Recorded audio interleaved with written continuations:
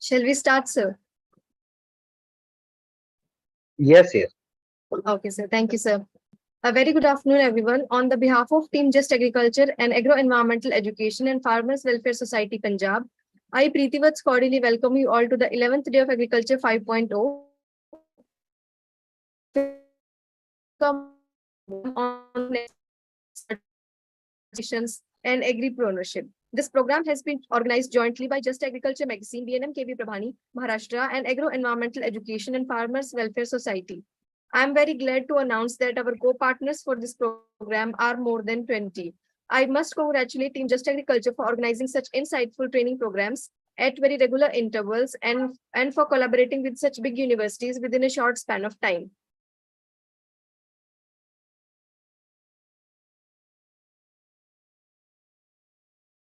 And now I would like to appreciate our co-organizers, which are NAHEP, National Medicinal Plant Board, Government of India, MPUIT Udaipur, Maharana Pratap Horticulture University, Karnal.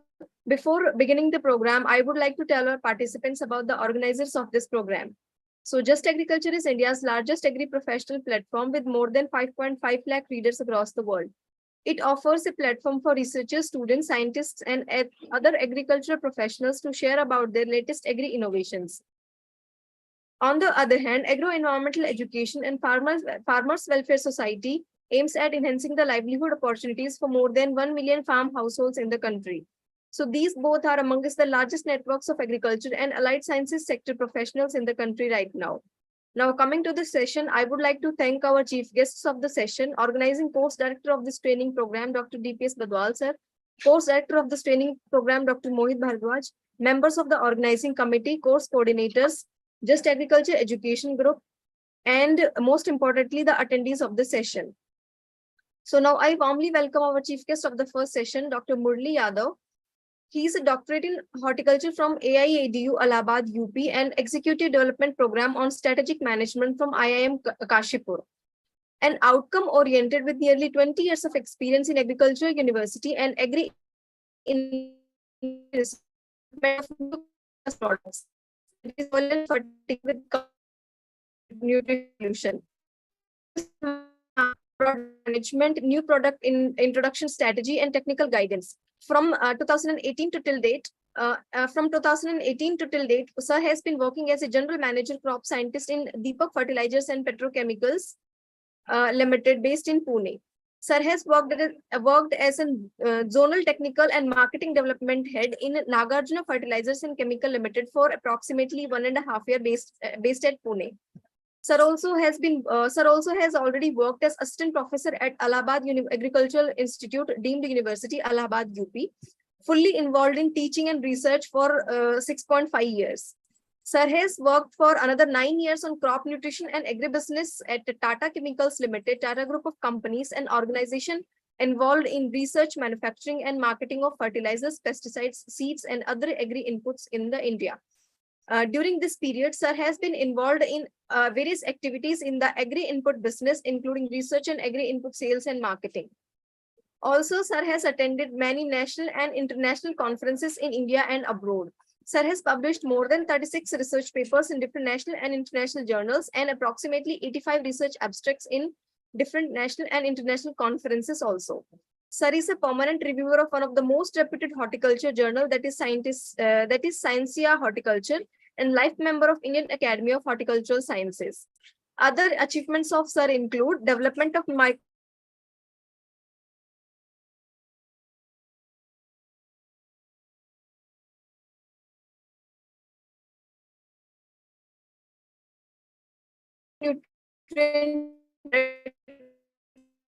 and has crop advisor accredited through American Society at Agronomy. So, sir, it's a matter of great privilege for us to have you here.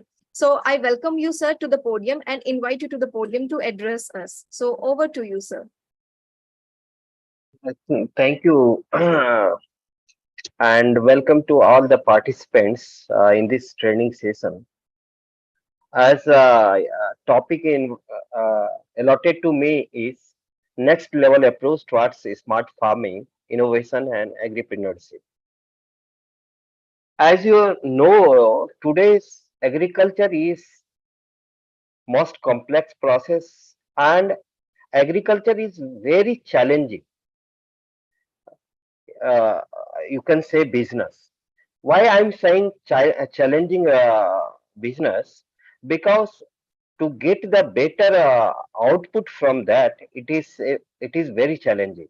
Because if you go by this soil process, soil is going down, soil status is going down day by day. And if you go by in terms of input, their prices are going up day by day.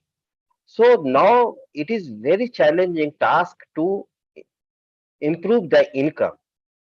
How you can improve the income if you have not in, you are not doing, or you are not having knowledge on smart farming, or if you are not having awareness about the innovative technology, you will not be in benefit in terms of agriculture farming. So you will be in loss. So I will today in today's discussion, I will tell you okay, how you can go by smart farming. It is the only option by which farmer can improve the income, and whosoever will come in this line, he has to go by agripreneurship, and how you will be effective agripreneur when you will go by smart farming. Smart farming includes the innovative technology, and if you will not adopt the innovative technology, you will not be a successful agripreneur. So I will in today's discussion, I will tell you about this smart farming. So see if you see the global trend and even in India trend, what is happening right now? Our consumption is going day by day, but if you see the natural resource, it is exhausting day by day. Consumption is increased. How you can serve the purpose of this increasing population? By increasing the productivity. Only solution is increasing the productivity. But if you see the other side, natural resources are exhausting. We are getting more challenges towards the natural resources. So how? So only option to balance these two is smart farming. Only then you can balance these two. So as I mentioned, uh, population is increasing day by day. Initiative in hunger and poverty eradication is increasing. Calorie intake per capita is increasing. And other side, if you see, water availability is going down.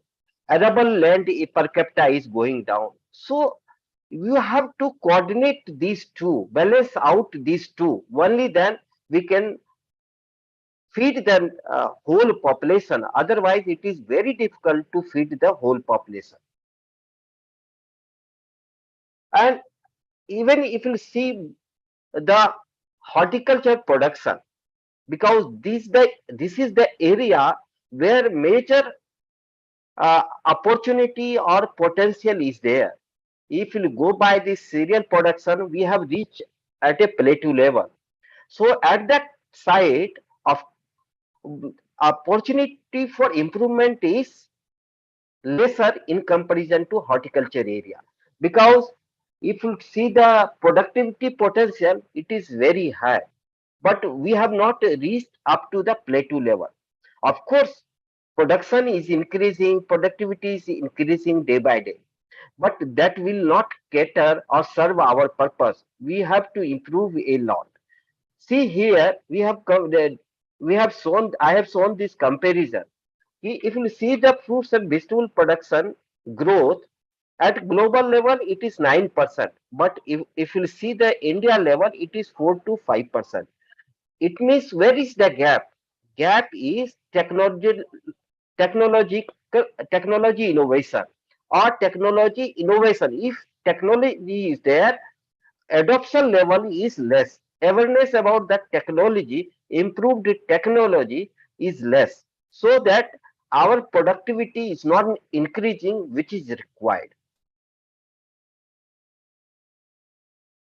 So, so if you see the gap, in case of cereals, we are almost self-sufficient. But if you see this in case of fruits and vegetable, you would be seeing here in the left hand side कि most of the population are not getting the fruit and vegetable requirement which is recommended for the healthy consumption. Here you can see our requirement is per capita requirement per day is 400 gram. But how much getting population are getting? Only 267 gram per person per day. So there is lot of gap.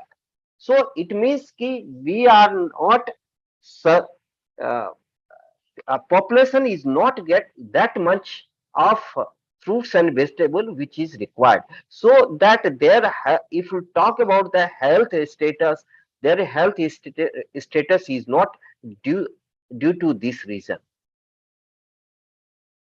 What is the major challenge? I talked about outside the agriculture challenges. What is the challenges outside we are seeing? But if you see the inside the agriculture challenges, what is the challenges? Why we are not able to improve the productivity? If you see here, nutrient response ratio means here how much we are putting into the soil or we are providing to the crops through the soil, uh, and how much we should get. If you see in 1970, we were putting 1 kg of NPK, we are getting 13.4 kg of grains. But you see now, only we are getting 3.7 kg grains per kg of NPK. Why it is so? It means ki our nutrient, whatever nutrient we are putting into the soil, that is not responding, or their output is not coming in terms of productivity, even in terms of quality. What are the reasons? When I said ki inside the agriculture, inside the agriculture means first we have to the soil, because soil is the base of the agriculture. If soil will not be good, you can't get the better productivity. See here, I have mentioned ki if you see the organic carbon, it is going down day by day. 67% of Indian soil is deficient in terms of organic carbon. That is the main life of the soil. If organic carbon will be less, your output in terms of productivity will be less. Or you can say output in terms of nutrient response ratio will be less. Other side, if you see the pH is going up day by day. Calcium carbonate is going up day by day. EC is going up day by day. It means ki put together we call soil health. This all these parameters comes under soil health. So our soil health is becoming poor and poor day by day due to overuse of chemical fertilizers, or we are not providing the organics which is required to maintain the soil health. Other things is ki whatever fertilizer we are putting into the soil for the respective crop, that is imbalanced. We are putting in a imbalanced manner. We are not putting the fertilizer in a required proportion as per the soil, as per the crop. Other side, if you see, since we are not putting all the nutrient, either primary, secondary, and micronutrient in a required manner, so that multi-nutrient deficiency is happening in the soil. So we are not getting better productivity due to that. These are the reasons of not getting better productivity, because our soil health is not good. So we are not getting better nutrient response ratio. Other side, if you see right hand side, I have mentioned about the challenges in climatic resilience. So I, if you see our nitrogen consumption, it is too high. It is too high. We are not putting in a proper optimized manner as per the soil, as per the crop requirement. We are putting this nitrogen without knowing the requirement of the soil or crop, so that it is coming to the soil and soil pollution is happening, and climatic pollution is happening, means in terms of greenhouse gas emission. You know ki nitrogen is the main culprit to increase the greenhouse gas emission. So we are putting 17 million tons of nitrogen every year. Due to that reason, greenhouse gas emission is huge. 19 to 29% of total greenhouse gas emission is happening from agriculture only. So, of course, a, advancement in agriculture has happened in terms of nutrient management has happened. Initially, we were putting the fertilizer through traditional fertilizer, or you can say straight fertilizer like SSP and all. But we we shifted into complex fertilizer where efficiency is more, where almost three nutrients are together, so that their efficiency is more.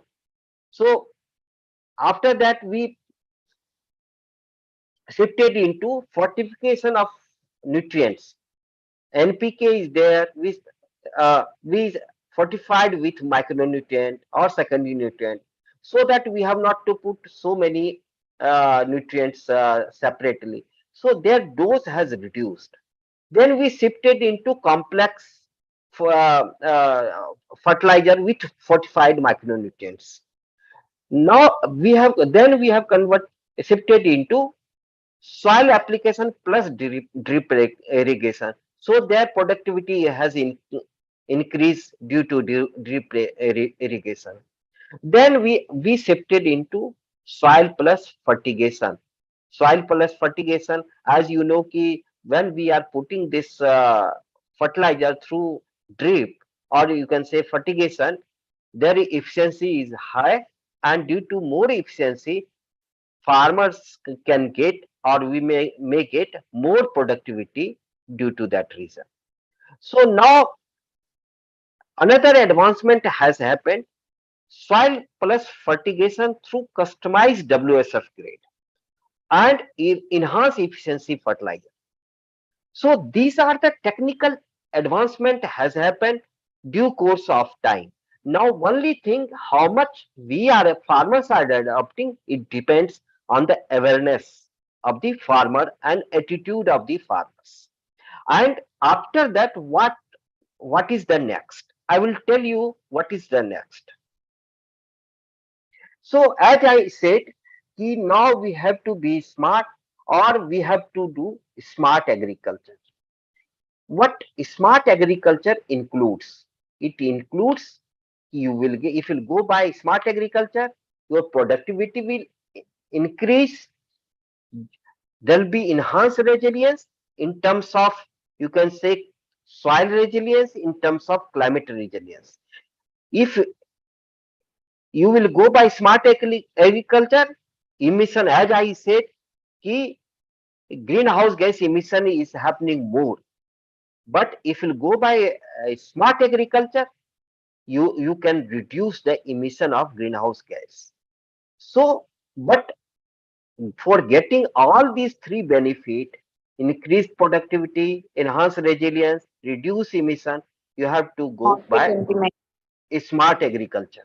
Ji So in case of smart agriculture, what is the baseline first? Baseline first is जो कहते हो मूल मंत्र है, that is balanced nutrition. We have to go by 4R principle. 4R principle means we have to put the nutrient in right ratio, right dose, right method, and right time. This is the 4R principles of balanced nutrition. Up now you have to think कि if you go by traditional process, right ratio, so many products you have to use. That traditional products are not efficient. So you have to go by more dose. Now right dose. Of course, you can go by right dose by traditional fertilizer also, but their efficiency will be low. If efficiency will be low, you have to go by more dose. So you will reduce the soil health as well as more emission will happen. So you have to go by right method. Either you have to go by soil application, you have to go by fertigation. That is the two option.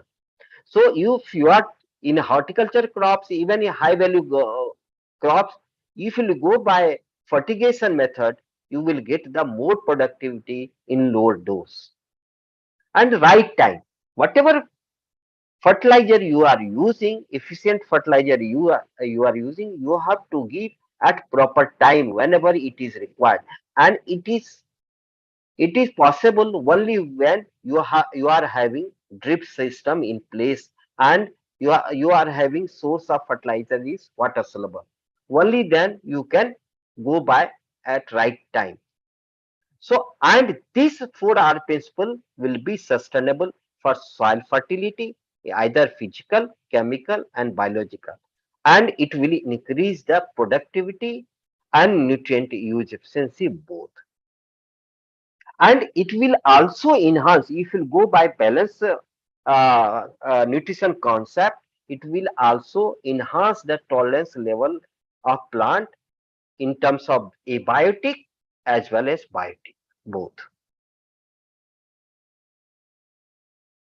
So as I mentioned, same thing for our principle is there: right source, right rate, right time, right place. And in addition to this, you have to see the product which you are developing in right ratio, where all the nutrients are there in a customized manner. You have to see the form of all the nutrients which you are customizing. So, in which form it should be there so that their efficiency will be more. If you are not selecting the right form of the nutrient, their efficiency will not be more. So, in that case, you have to go by either higher dose. In if you go by higher dose, it will impact the soil health, it will impact the climate. So, you have to go by the right form of the nutrients, the customized grades which you are developing, and other things which you have to keep in mind, that is pH of that grade. You have to, as you know, if you see the pH of the soil, it is more than 7.5. So in that case, the product which you are developing, if it will be towards acidic, in that case, the nutrients which are there in that grade, their efficiency will be much more. So as you just I am showing you here, when you are going by 15 watt drip and fertigation, how nutrient use efficiency is there, how nutrient use efficiency is increasing. If nutrient efficiency is increasing, it means you have to give lower dose and you will get the higher output in terms of productivity and quality. At lower dose, you will get maximum output. As I mentioned, suppose take the example of nitrogen. In case of soil application, 30 to 50% efficiency is there. But if you go by drip plus soil application, 65% efficiency is there. But when same product if you put through fertigation, then 95% efficiency is there. How much difference is there? So based on the deficiency, you can lower down the dose of the nutrient. So here just I wanted to show you, can you switch, uh, switch off your mic? Some noise is coming. First, you see here in left hand side table, you can see here when we are shifting towards fertigation through water soluble fertilizer, productivity is increasing. You can see here first in left hand side, when we are putting nutrient 100% through soil application and water we are putting through flood irrigation, the yield level is 144. But when we shifted to 80% dose through water soluble through fertigation, their yield level is 197.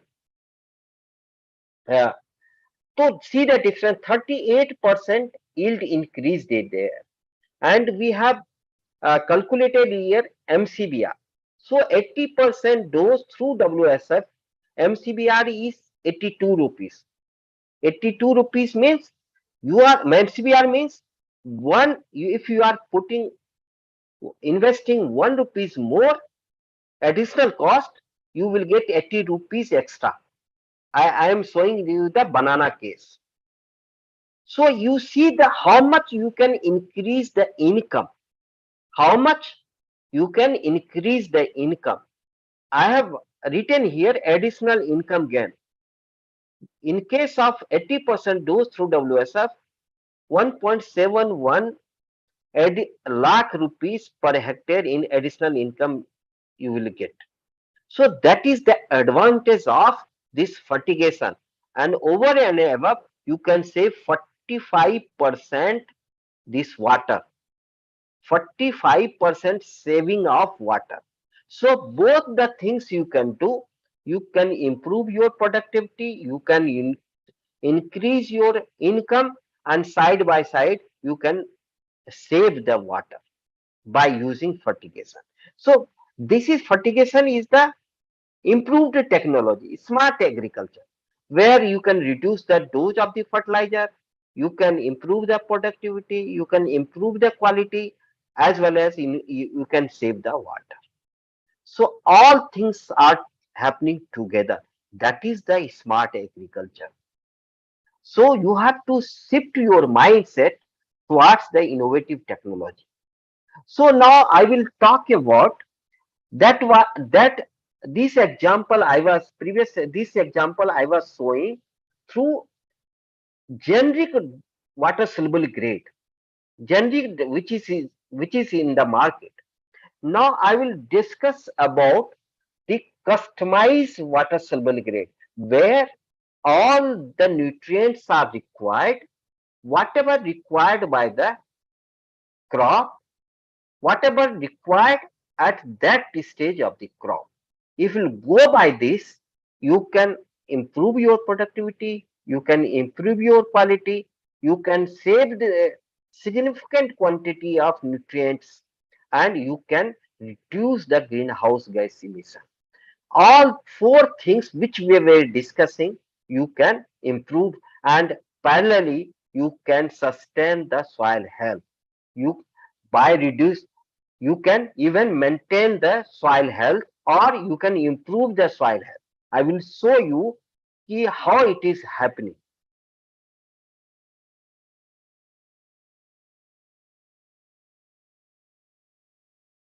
So if you see this example of grape, you know ki grape is one of the potential crop and high value crop, and export of this crop is happening.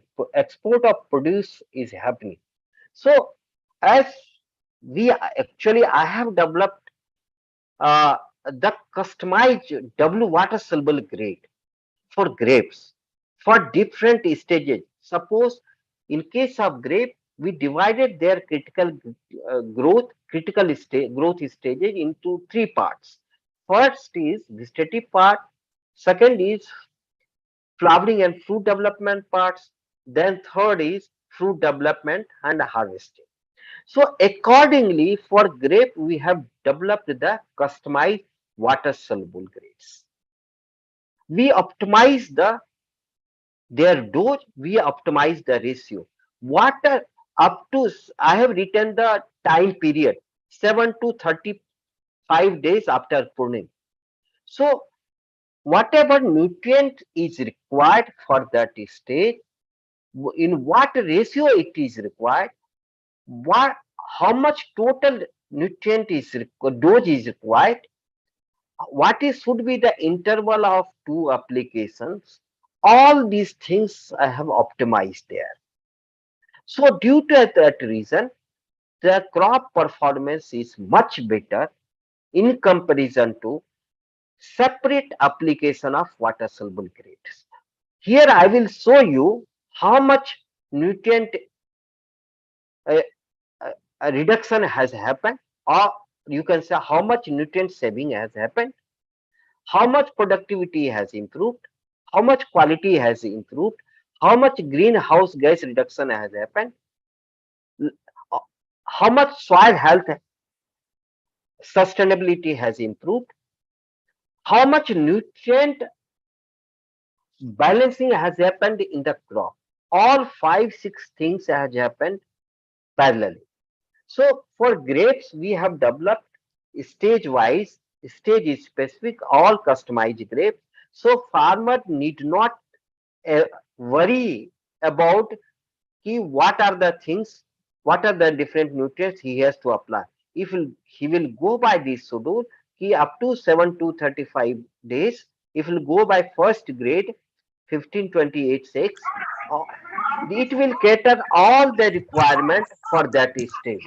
He has not to worry about these other things. Accordingly, we have developed for second stage 36 to 85 days. For third stage 86 to 135, another grades are there. So it will fulfill all the nutrient requirement for grape for that cycle, for whole cycle of the crops. So if it will serve the purpose of whole requirement of that crop, definitely their productivity and quality will be better. That I will show you. So accordingly, we have developed for tomato. Accordingly, I have developed for pomegranate, and accordingly, I have developed for this banana. So now farmer has not to worry about what what he has to apply, at what time he has to apply, at what quantity he has to apply. Everything is mentioned, and he has to go by simple process. So nothing ups and down will be happen. And there is simple schedule for that. And if you go by this simple schedule, what output he will got, that I will show you later. But as I discussed, in case of smart agriculture or innovative technology, the product should have differentiated features. As all of you will be aware about the features, whenever you people go to purchase any mobile, first you used to ask about the features of that mobile. And you know ki if features will be improved, only then it will works properly, and it will there all the processing will happen fast. Same things happens in case of fertilizer also. If your fertilizer is efficient, only then at lower dose output will be more. So whatever products we are using, we have given them a brand that is soluted of all this category of solution. So in this case, suppose take the example, just I am going towards a little bit technical. And suppose sulfur source is there. You will find many source of sulfur, but you have to select it out if which source is more efficient. Only then you will get maximum output. As you know, sulfur improve the soil health also. It lowers down the pH of the soil.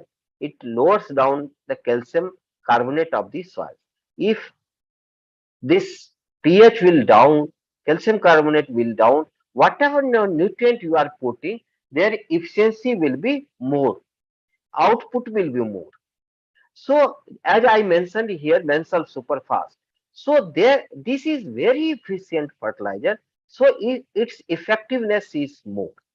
Same way, in this program, Solitech program, I have developed this CropTech 1 NPK source, that is 92424. If you go by that, their efficiency will be is much more. So it will serve all the nutrients through soil application, either primary, secondary, or micronutrient.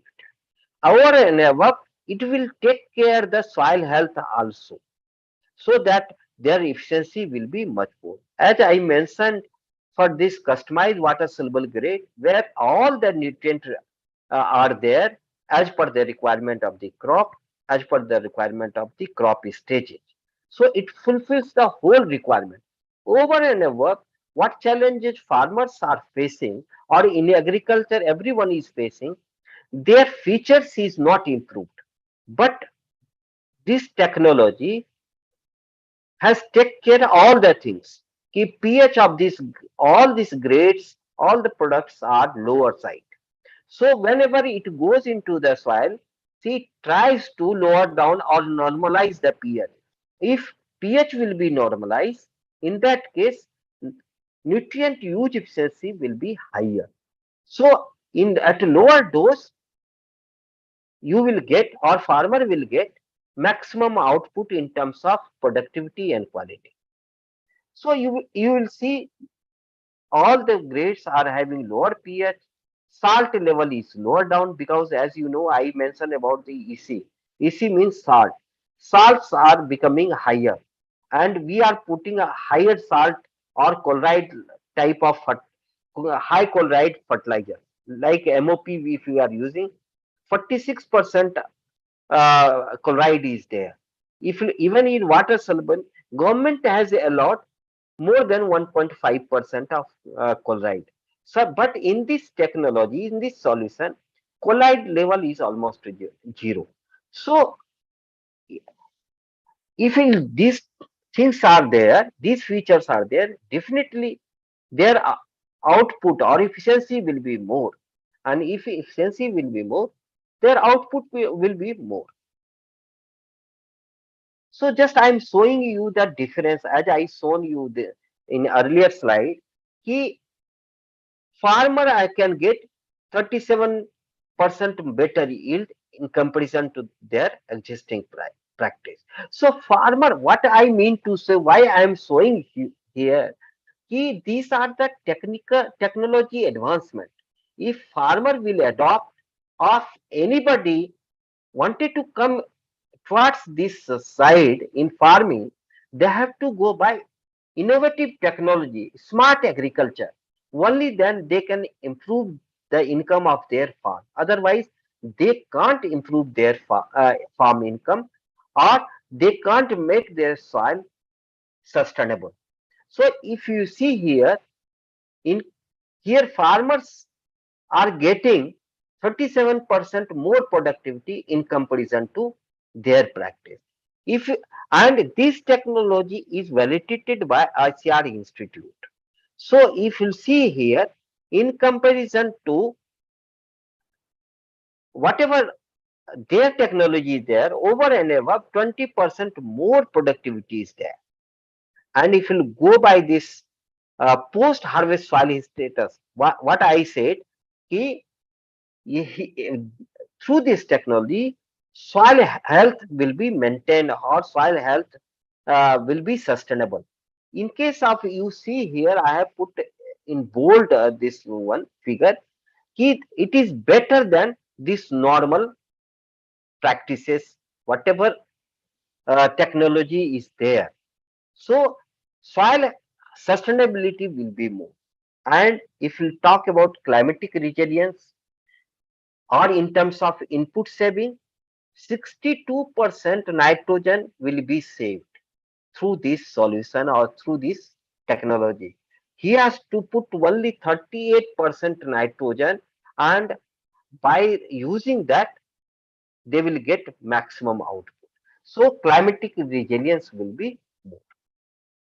Same way, we have tested ki either what happens in any crop, especially in perennial crops, what happens?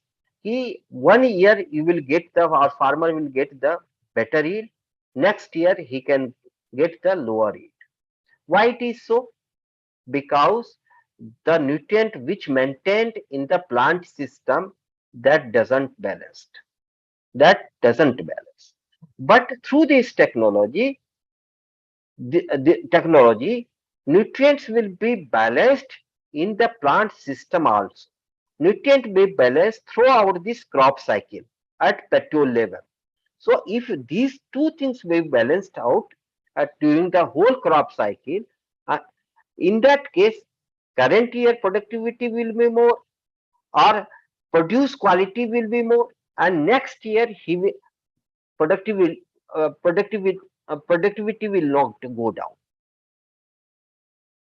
So same way we have done in case of tomato, same in same trend it has happened. Even we have test government, the ICR Institute has validated that there is reduction in disease, that is bacterial wilt in case of tomato. Blossom in rot has reduced due to balanced nutrition. Same way the pomegranate and banana, it is maintained throughout the period. If you go by economic value, if you go by productivity, 39% more yield is there, and farmers can get export quality of produce, where all the quality is maintained as per the export requirement. Over and above, farmer can get 2 lakh rupees per acre extra income in case of pomegranate, because it is very high value crop. And in terms of nitrogen saving, 62% nitrogen saving is there in comparison to their practices, in comparison to recommended dose of fertilizer, because this this technology is having very efficient enhanced efficiency fertilizer, and all the nutrients are in a uh, uh, proper ratio which is required for the crop, which is required for their stages. So same way we have got in banana. Now we have to be more smart. We have to see the what are the climate change is happening now. Technology is coming up. Okay, what weather changing is happening, what are the crop stages, what is the vegetation index, all the what is the farm inputs. So you have to put together, and based on that you have to develop the decision support system. Only then you can get more productivity, quality yield, as well you can make the soil sustainable, you can reduce the greenhouse gas emission, you can make the more resilient either the soil or uh, climate.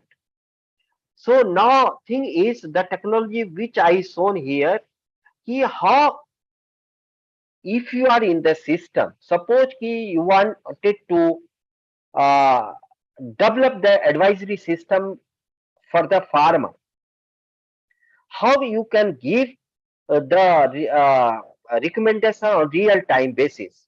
In that case, you have to use the Agri IoT system now.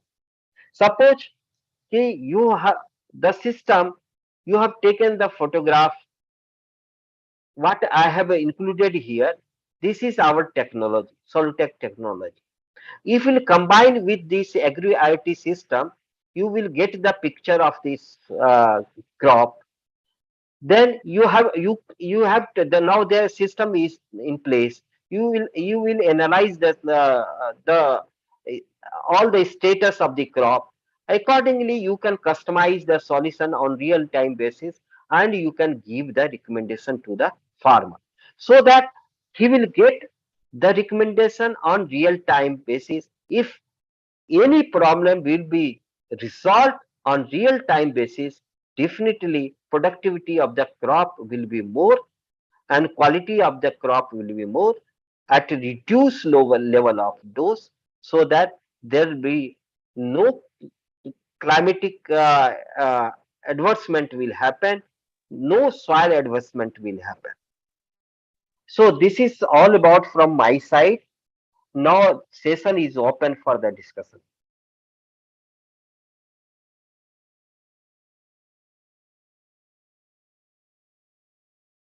Thank you Hello. so much, sir. Thank you so much for having a wonderful session with us and such an insightful of this topic you have given.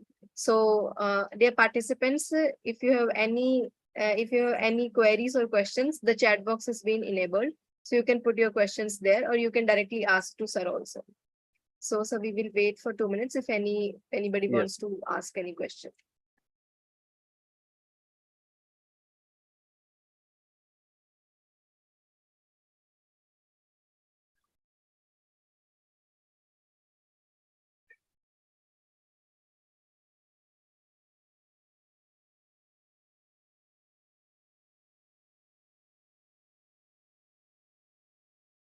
So I guess there are no questions.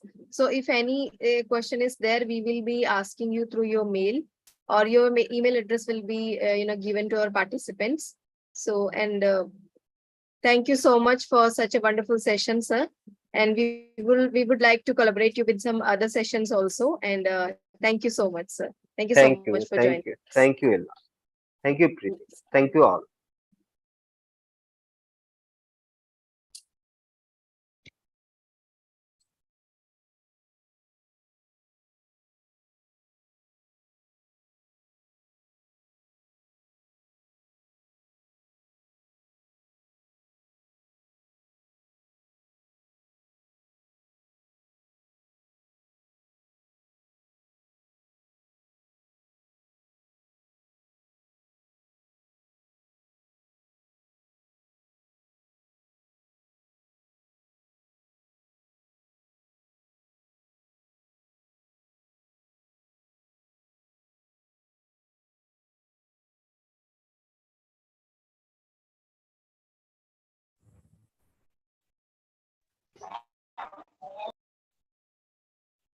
Yes, Preeti. Thank you so much, Preeti. Over to you, sir. Thank you, sir. Thank you. So, respected participants, moving ahead with the second session of today's, as our speaker, Mr. Praveen sir has already joined. Sir, can you hear us? Yes, I can. Yes, sir. Welcome to the session, sir. So, dear participants, before inviting sir to deliver his lecture and bless us with its wonderful session and his experience, I would like to give you a brief, small introduction about Praveen Gade, sir. Sir has done IBM, and sir is a renowned technology leader who believes in that the business and technology together can be forged for a good will. And sir is also known for expertise, hands-on for the problem solver, and he is an innovative thought leader with a sound technical equipment. And sir is having a vast experience of more than 25 years of his career. During 25 years, sir has put his experience in multiple caps, along with the vast experience on first serving the Indian Air Force for more than 10 years. And after that, for more than 13 years, sir served as an NRI in USA for working and getting IT projects to the India. And now sir has been collaborated in working as an agri-tech entrepreneur, serving the Indian agriculture sector for more than last 3.5 years. So it will be a great session ahead. So it's over to you, sir. Please bless us. Thank you. Thanks a lot, and good evening to everyone. Um, I'm happy to be part of this conversation today. Thanks to Just Agree for giving me this opportunity, and thanks to you all for being present here to just go over some nuances about agri-tech, agripreneurship, and also digitization in agriculture. So that is my topic today. I will just directly get into the topic here. Let me share my screen. Center, you are having share screen option. Can you see my screen? Yes, sir. It's visible. So again, good evening. The topic is AgriTech, agripreneurship and digitization in agriculture, because these are the three topics very close to my heart today. So after about 15 years in IT industry, again, I was settled in USA. Somewhere in the middle, I started thinking, okay, how do I really take this forward, take my remaining career forward? That's when I realized being in India, being in agriculture sector is what drives me the most. So that's when I moved back to India after about 13 years in the US. And last 3 years, I've been working with companies like Samunnati, which you might be aware, an NBFC and agro company, agri-tech company. Again, I also worked as the head of technology platform in Nagarjuna Fertilizers very briefly, about 6 months. But then more recently, I co-founded a company called DigiGrain Solutions Private Limited with a few of the, again, industry stalwarts. So again, we are just 6 months old, but we have a solid business model here. I'll talk about it shortly.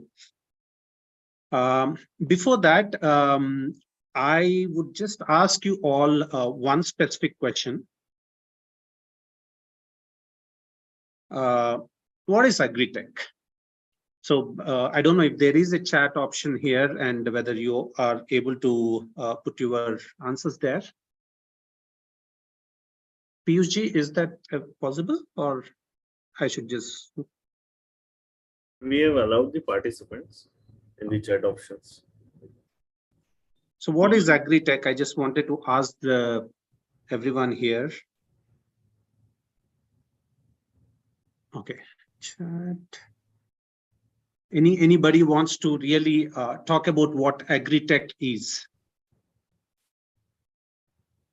Dear participants, you can unmute yourself, or on behalf of you, even I can also share that for just AgriTech can simply refer to about the agriculture technologies or digital tools which we can use for the farming and other practices for monitoring various data, information and analysis system.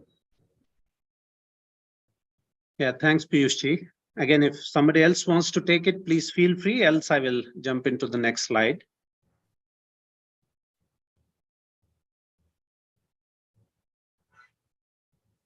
Using technology in agriculture, perfect. Anybody else, please? Hansika replied.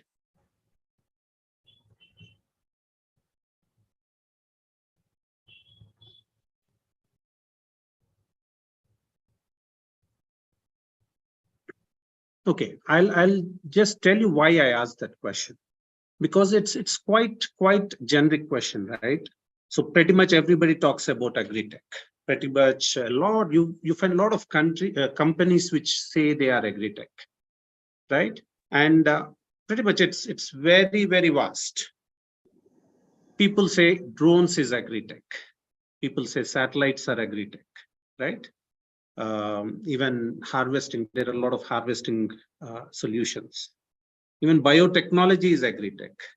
Finance technology. So a lot of companies are doing lending through using technology, using platforms, right?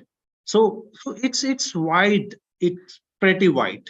And it's just a word that has been thrown out saying that, okay, AgriTech.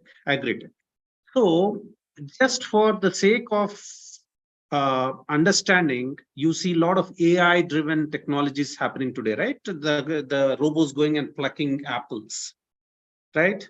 So that's mechanization. You have drone for pichkari, that is spraying.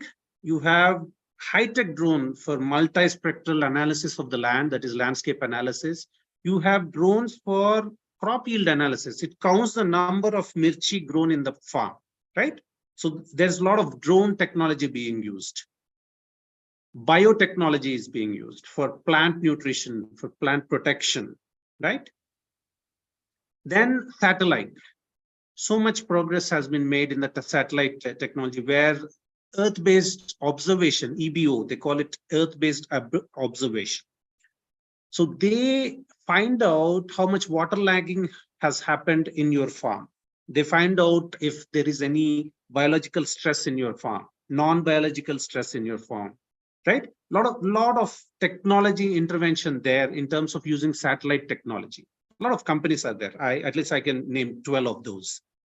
Then you have the supply chain technologies. Most of the agri-tech companies who say we are agri-tech company, what they're doing is supply chain technology, using technology to drive the business of agriculture and food. Yeah, DigiGrain is one of them. And then you have farmer collectives.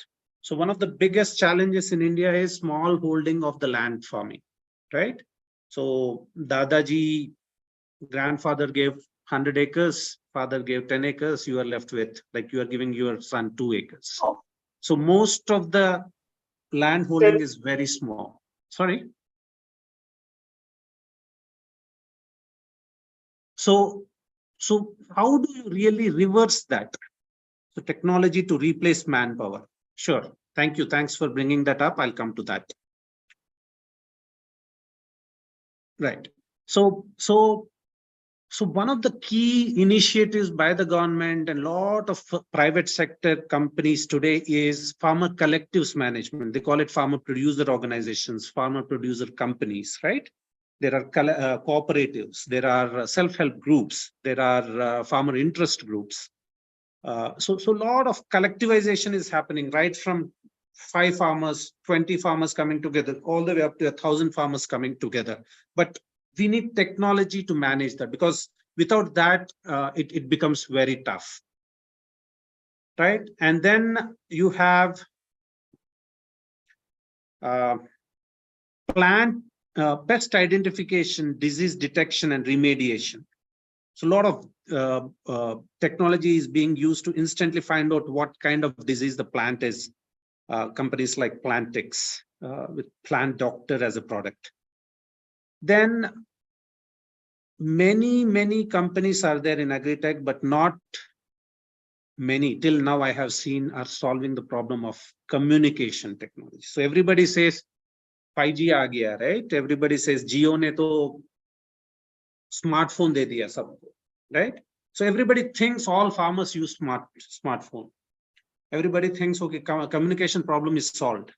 But on the ground, if you go ask FPOs, what's their biggest problem? Their biggest problem is that their member farmers are not coming to the FPO for business. And the reason is they're unable to communicate with those farmers. Even though they have a WhatsApp group, only 30–40% of those farmers are in the WhatsApp group. Remaining are not in the WhatsApp group, right? So communication technologies are very important. Nobody really is solving for that. What you just mentioned, replacing manpower, AI and ML, machine learning and artificial intelligence for harvesting, right? It goes, finds the apple, plucks it, and places it very safely in the basket, right? Then we have track and trace using blockchain. So whatever produce is being produced all the way from the farm till the final buyer exporter, or even the company which is importing it from India. So you are tracking and tracing where this produce is. Okay, who has produced it, at what quantity, at what quality, right? So that track and trace using blockchain technology. ERP solution for farmers and farmer collectives. So not many FPOs or farmers use Tally or something to use their day-to-day accounting, day-to-day point of sale systems. Not many have that. Less than a handful of really institutionalized FPOs. You won't find them using ERP systems. E-commerce. So you want to sell it faster because the season is over and you want to get to the next season seeding. You need to move your produce out of your hands much faster. So use of technology is very essential there. E-commerce, fintech. Not many people are giving you loans. This is a very informal sector. So banks are not providing loans very easily, right? They ask you for collateral. They ask you for statements, your financial statements for the last 3 years, right? So lot of technologies are being used here to make sure the problems in agriculture are being solved, right? But let me ask you, how many, I presume most of you are students here. So how many, and mostly in agribusiness, how many of you really have technology as a subject? That's a question that I wanted to ask you guys today. Just say, we do have, not many courses have technology, or we don't have technology as a subject. I have spoken to a lot of MBA schools and agri business schools. They don't have technology as a subject, but anywhere you go to any seminars, you will be hearing agri-tech, right?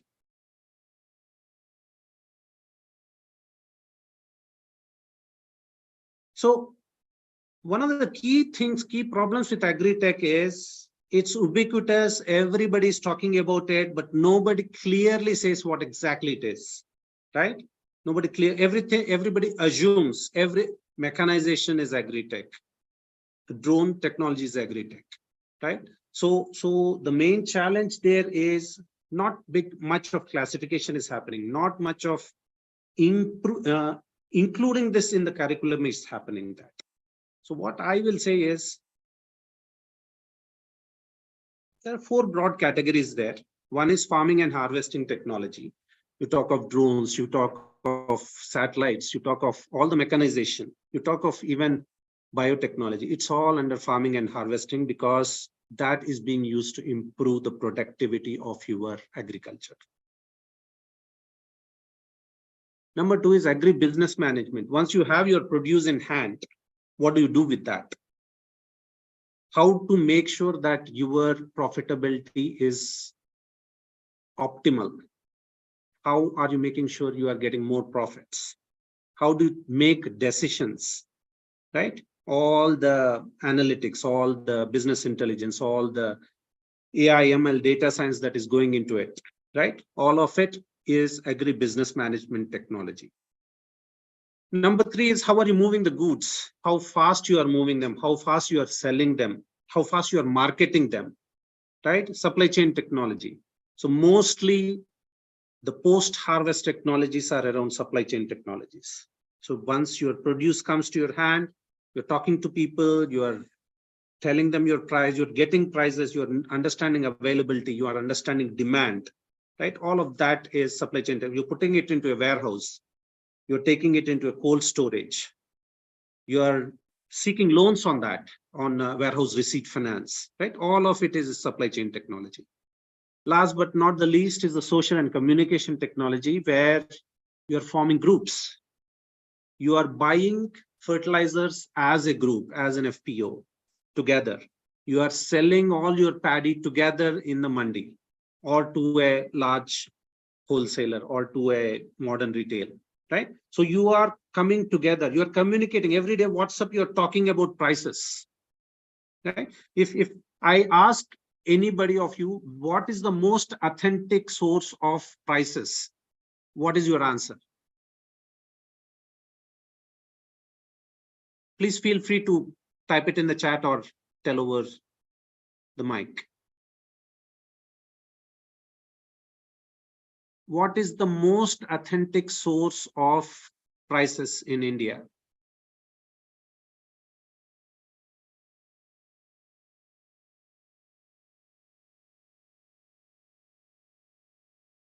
I'll give another 30 seconds.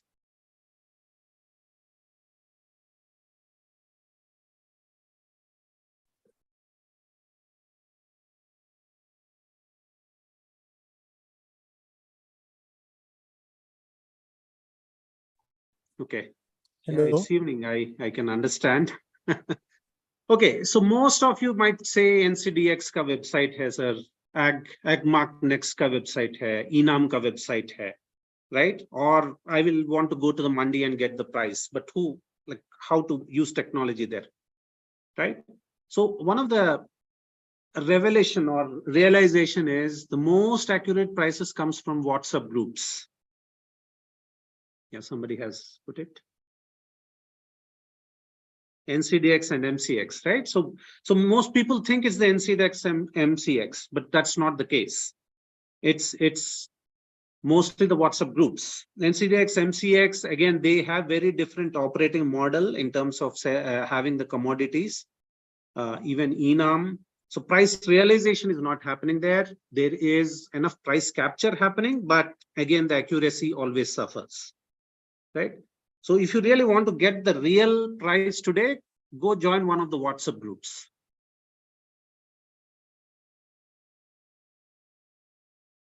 Yeah. Forex trading and commodity trading. Yes. Okay. I'll move on next. So what is the importance of AgriTech? So again, I already asked you this question. How many of you have technology as a subject at school? So what I have come to realize is the managers, the IRMAs, the IMs or Ahmedabads, the NAMs, NIAMs, they don't have technology as a subject. I've been talking to a lot of students, a lot of my colleagues who came from those schools. So again, if you feel the same, if you agree with me, my suggestion is to go back, give that feedback to your schools, to your colleges, telling them please add AgriTech as a subject for us, because that's very important.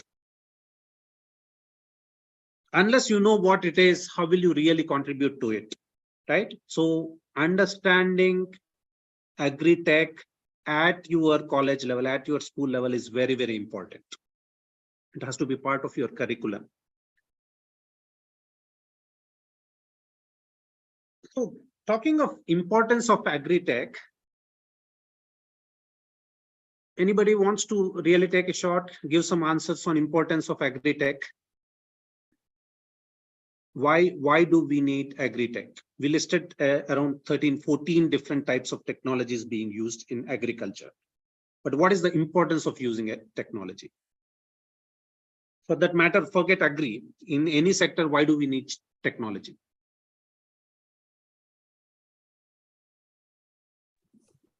Hello. Yeah. I'm audible. So farm mechanizations and labor cost remove and early time to coming harvesting product and losses recovery, and that's the technology requires. Perfect. Yeah, one more person. Thanks, Mukesh. There was someone else. High productivity and precision. Gopi Hansika said. Dr. Priyanka is saying to reduce the labor need.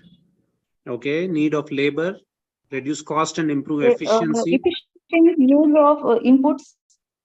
Efficiently, we can use the inputs. Okay, efficient usage of inputs, not putting too much pesticides, not putting too much herbicides more than what is needed. Okay, harvesting to consumer without agriculture loss, value addition. Okay, any few more, please? Hello, sir. Yeah. Basically, accuracy. Yeah, to really get more accuracy in terms of what you are trying to produce, making agriculture practices easy, Sweta. Okay. Yeah, thanks, Preeti. So yeah, so technology can be used in many ways today, and all business verticals, forget about agriculture, be it healthcare, be it automotive, be it finance, be it education. Every sector has realized without technology, businesses cannot scale, businesses cannot succeed.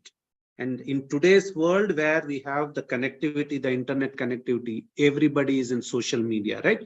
So without use of technology, you are not able to succeed. You are not able to scale, right? More than that, what is important is, for me, like I said, I truly believe in this, technology as a force for good, business as a force for good, right? If you are, I'm pretty sure most of you are MBAs or been in one of these courses, right? Agri courses. So what I can tell you is, if you are not doing something for the people, for the planet, for the profitability of the company, it's not worth it. If it's only for the profitability, you can do any business there.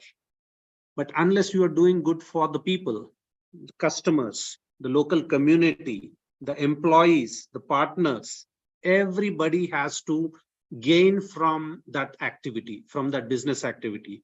So using technology, the business can become a force for good. That's my strong belief. That's one reason I have, again, taken this step of coming back to India, working with agri sector. So unless you believe, you are not able to do it, right? So technology can be a strong force for good. The other side can also happen. You can use technology for doing bad as well, but it's your choice, right? So technology as a force for good, and using that in agriculture really makes a difference.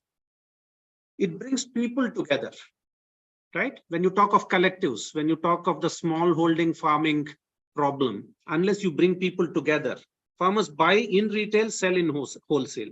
They buy from the fertilizer shop in retail on udhar, whereas they sell in the mandi, they get squeezed, right? They get less price. Which business thrives in that situation? Buying in retail and selling in wholesale. It's always business means buying in wholesale and selling in retail, right? But which farmer will succeed in that model? So bringing people together, what you're doing is you're forming collectives, and you are buying in wholesale and selling in retail. So you can flip that. Unless you bring people together, unless the FPO movement, whatever is happening today, right? It accelerates change. Change is very, very, very tough. And forget about rural people, forget about people who are not so much educated. Even highly educated people in very high positions are very, very reluctant to change. There is so much resistance to change. But if you have technology, change can be accelerated. In those days when we used to have those landline phones, right? What you remember, at least my generation remembers, there was a lot of corruption. Then even to put your phone line, you had to pay money to the technician. Even you to have a small repair done, you had to pay money. To get a phone line, you had to really shell up a lot of money, right? But then today, what's happening? You get a SIM free of cost instantly. You put it in the phone and you start talking. So how social change has happened using technology, right? So it accelerates change. It removes information asymmetry. So one of the biggest cause for abuse is not knowing things, right? The farmer does not know how he can get a loan. The farmer does not know what government schemes exist. He does not know what is today's price. He does not know what is the current demand of mangoes this year, right? Or should he grow sugarcane this year or no, right? So that kind of information asymmetry is what technology can solve. There are 120 million farmers in India, right? So what they are producing has to reach all the consumers. And that's happening at a very, very, I will say, shabby pace. Not very effective, not very optimal. They hardly get less than, like they get single digit benefit of the, even after being the most important person in the value chain, creating the basic value of food system, that is, they're producing food, but they hardly get value out of what they're doing. Now, how to change that? So scale is what technology provides.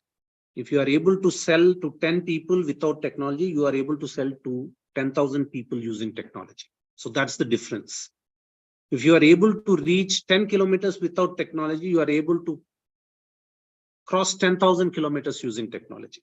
So that's the scale thing. It's 10x, 40x, 100x. That's the difference using technology. And most importantly, authenticity and trust. We have seen in some of the work I have done, in the ERP systems that we provide to FPOs, when they cut a digital bill and hand it over to the farmer, they get water in their eyes. Because all these years, farmers were not even given an acknowledgement of what they sold and at what price. They had just said, "नहीं, इसमें 10 ही मिलता है, इसमें 100 रुपए ही मिलता है, इससे ज्यादा मैं नहीं दूंगा." And फटाक से उसको पैसे हाथ में थोप के भेज देते हैं. He does not remember how much stock he sold to this merchant in the last season, right? So when you have technology, when you have digital means of doing a transaction, an exchange of goods or services or money, what happens is more trust is developed. Institutionalization happens, right? So there is always a digital record, a trace of what you are doing. So that helps. So technology is helping there. It helps sell much faster. We talked about e-commerce. And most importantly, productivity.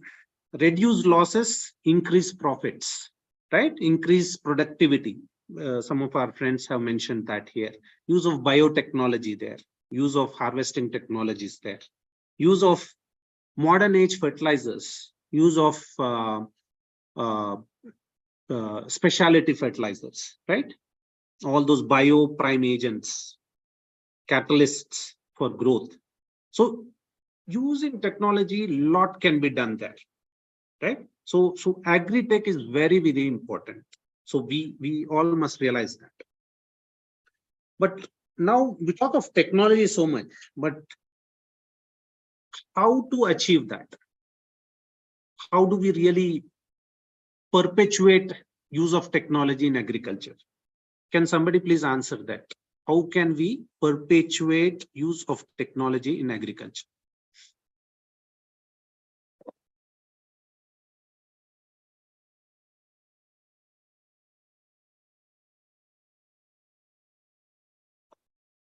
Somebody wants to take a shot at it, please?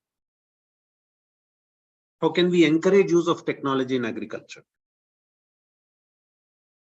Or make it ubiquitous, make it like, okay, everybody is using technology today in agriculture. How to make that happen?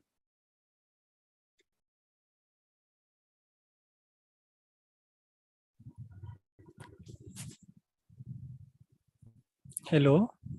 Yeah, Mukesh, please. Am I audible, sir?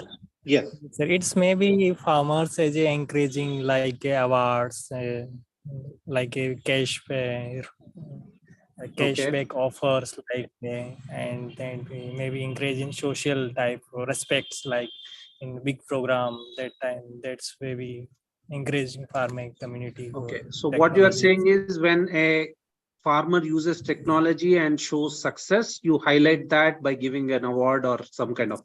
Okay, that's one good way.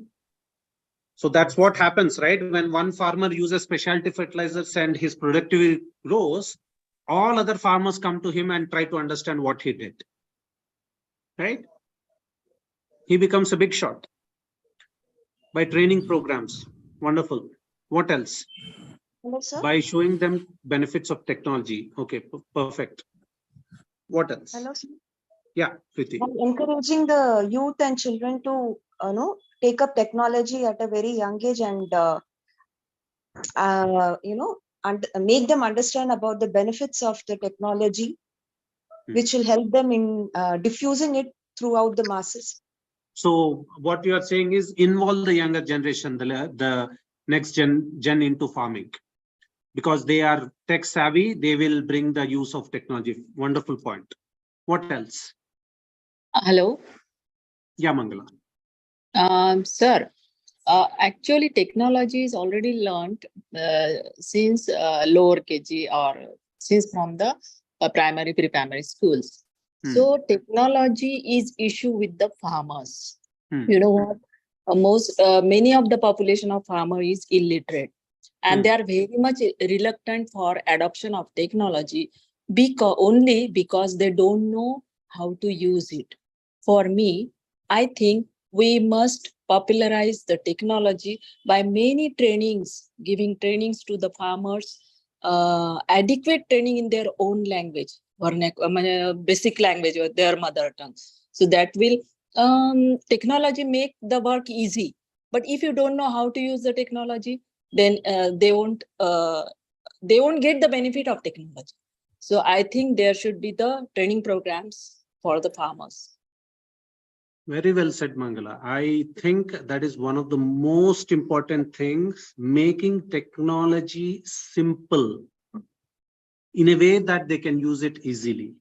Yes, sir. Right? Simplifying technology is very, very important. So you brought it up very well.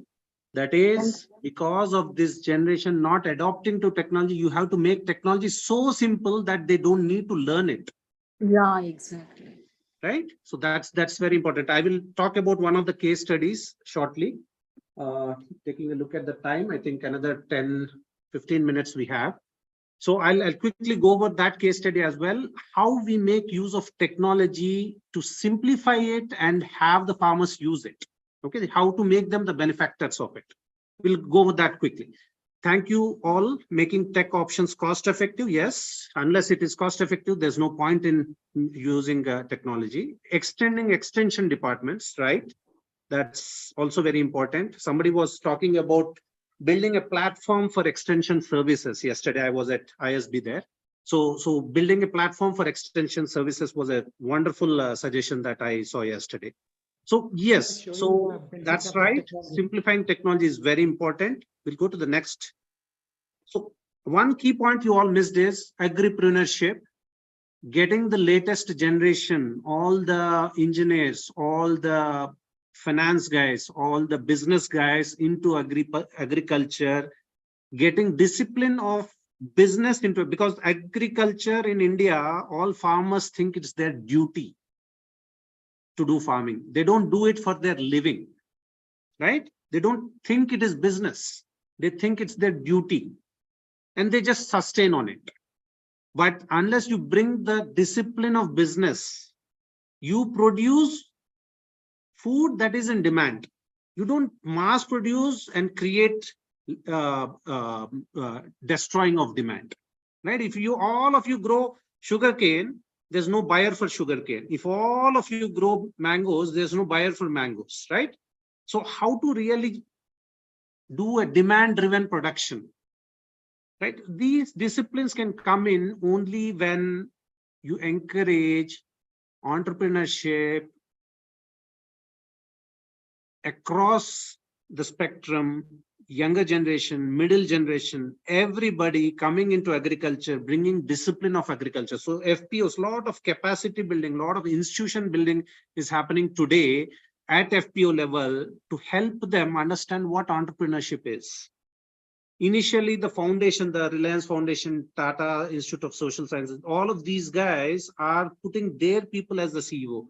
But slowly what they're doing is they're removing that guy and putting one of the board of directors as the CEO, because that hand-holding has to happen, right? So entrepreneurship in agriculture being taught to them. So as much as technology needs to be taught, even entrepreneurship needs to be taught to these guys.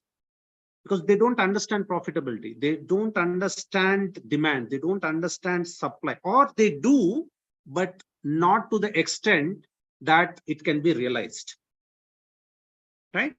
So entrepreneurship has to be really perpetuated. Again, made sure that the impact is happening there.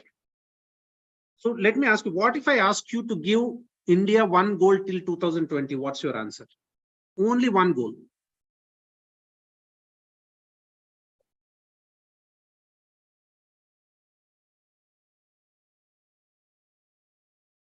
Most people watch news, right?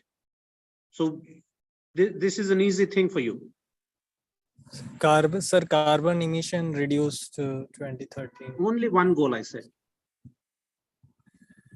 For India. Carbon emission is for the world.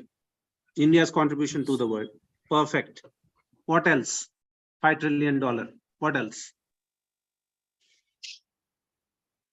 Reducing poverty. Reducing poverty is a very, very generic statement, right? Hello. If it has to be a measurable goal. Hello. Yeah, please, Mangala. Technology, adoption and creation of technology. That is not a goal. That is an input. It's not an output. Oh, yeah. Goal. Creating the food according to the Digitization is population. input, not an output. Okay. Outcome. Already one person answered 5 trillion economy. What else? Yeah. 5 trillion economy. Right. So here you will see, if you ask any leader in India, at least the way the country is going, we are 5th today. We want to be 3rd largest economy. Right. So one thing to think about, a very measurable answer. Now, what if I ask you, what is the topmost priority for India? Is it health? Is it education? Is it what exactly is one problem that will solve most of the issues?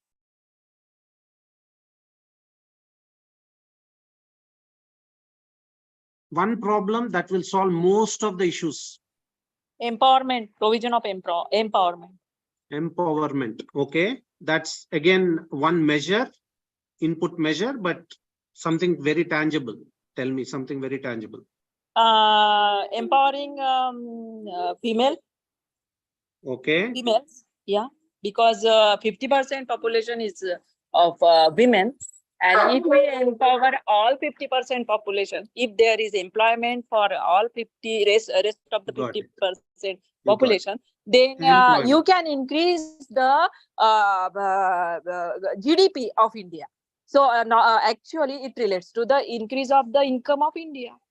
So you can reach that 5 trillion goal if you empower the most of the population, especially 50% women. They are only sitting at the home and just doing the unpaid work of the family work. Very well said. You answered not only the main question, but also the next level of that question, that is jobs creation, and jobs creation at the female level will actually solve it. It will accelerate it much faster, right? So if there is jobs creation, there is education, there is health, there is everything, right? Now, next question is, tell me one sector that can create maximum jobs.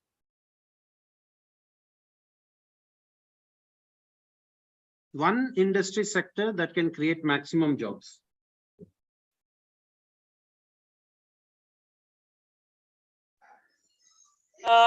Agriculture doesn't come in industrial sector, no, sir?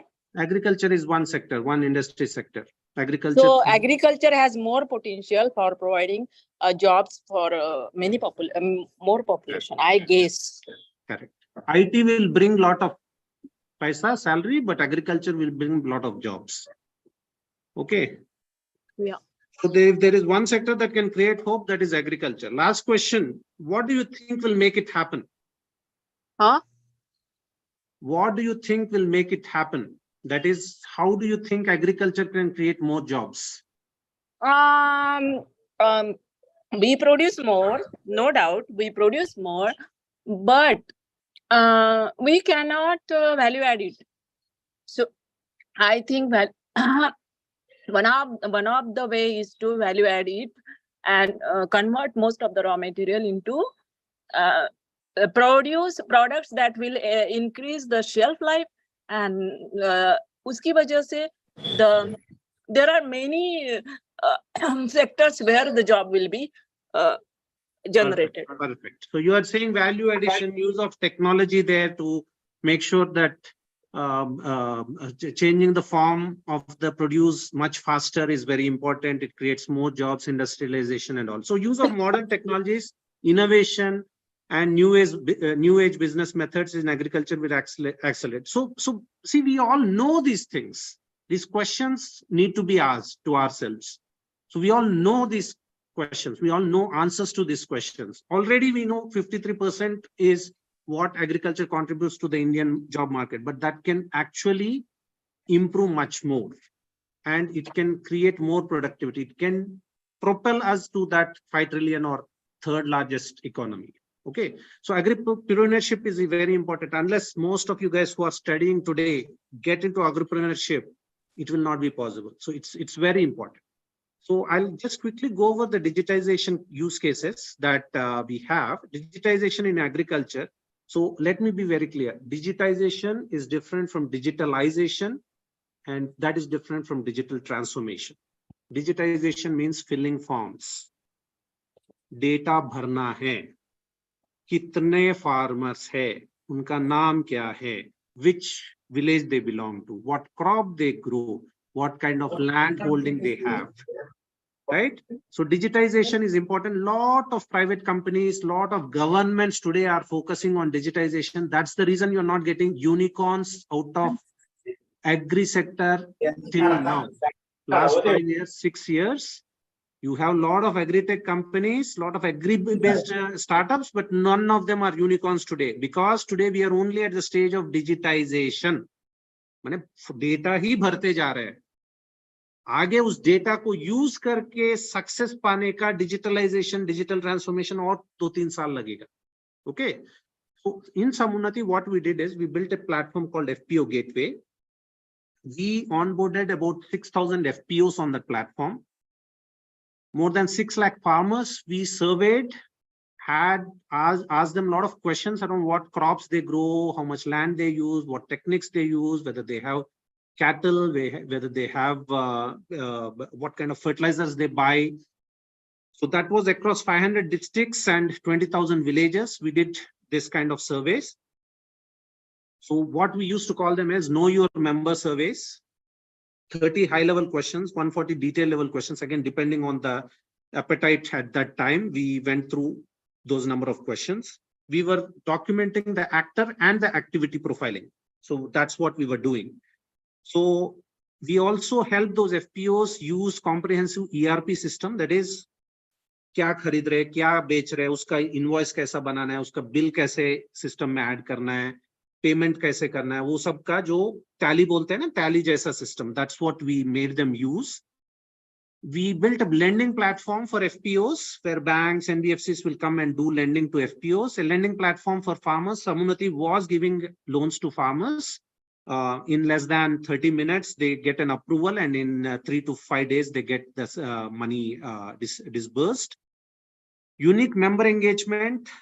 We did robocalls. So I talked about the communication technology, right? So the FPO CEO would make a mass call, a recording message saying that आज हम गेहूं का खरीदारी शुरू कर दिए हैं. जिसको बेचना है 1 दबाओ, जिसको नहीं बेचना है 2 दबाओ. आज हमारे पास फर्टिलाइजर यूरिया आ गया है, जिसको खरीदना है 1 दबाओ, जिसको नहीं खरीदना है 2 दबाओ. So based on that kind of robocalls, lot of engagement improved with their member farmers, and the number of member farmers increased at each FPO. Okay, use of communication is very important, and that's very simplified.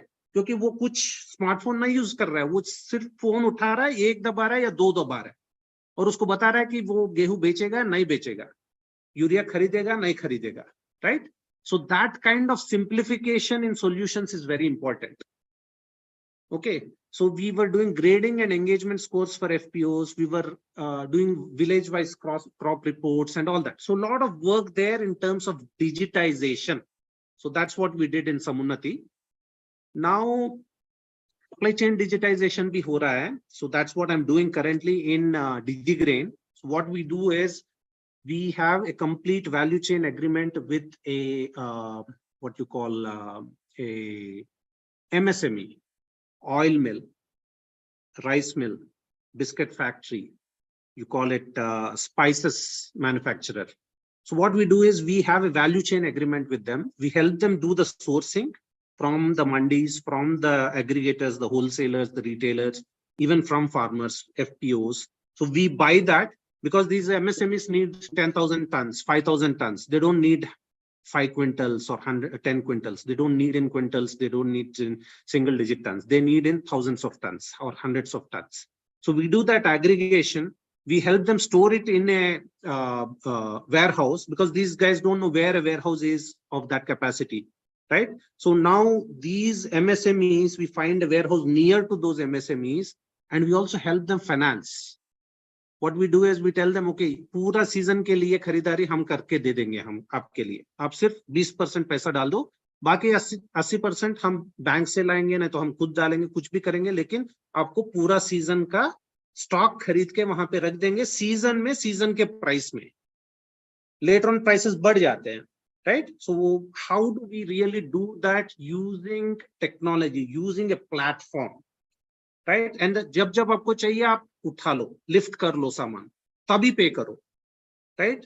So आपने जो अगर खुद stock खरीद के हमारे warehouse में डालना है, उस पर लोन भी दिला देंगे. So that kind of technology we build. We don't own warehouses. We don't own. We don't buy that stock on our. We don't take the price position.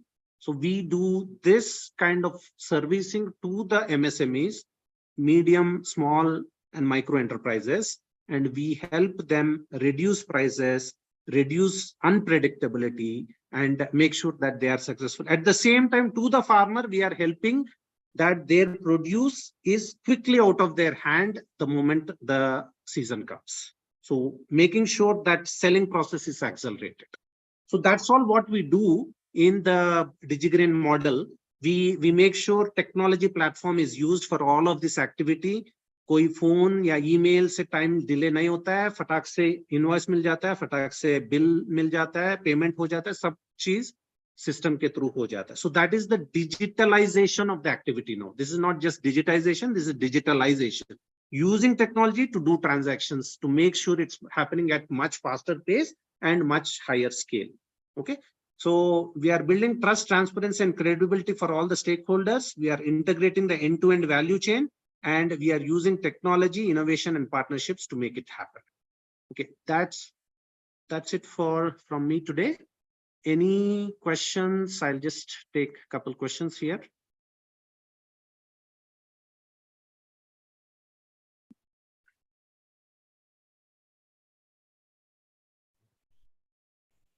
Thank you so much, sir, for such an wonderful and interacting session with all the participants. Indeed, all the participants have joined and feel great with an open interaction session. It was a great session. If any participants are having any questions, you can drop into the chat box or can kindly unmute yourself. Sir is with us. Meanwhile, our next speaker is joining.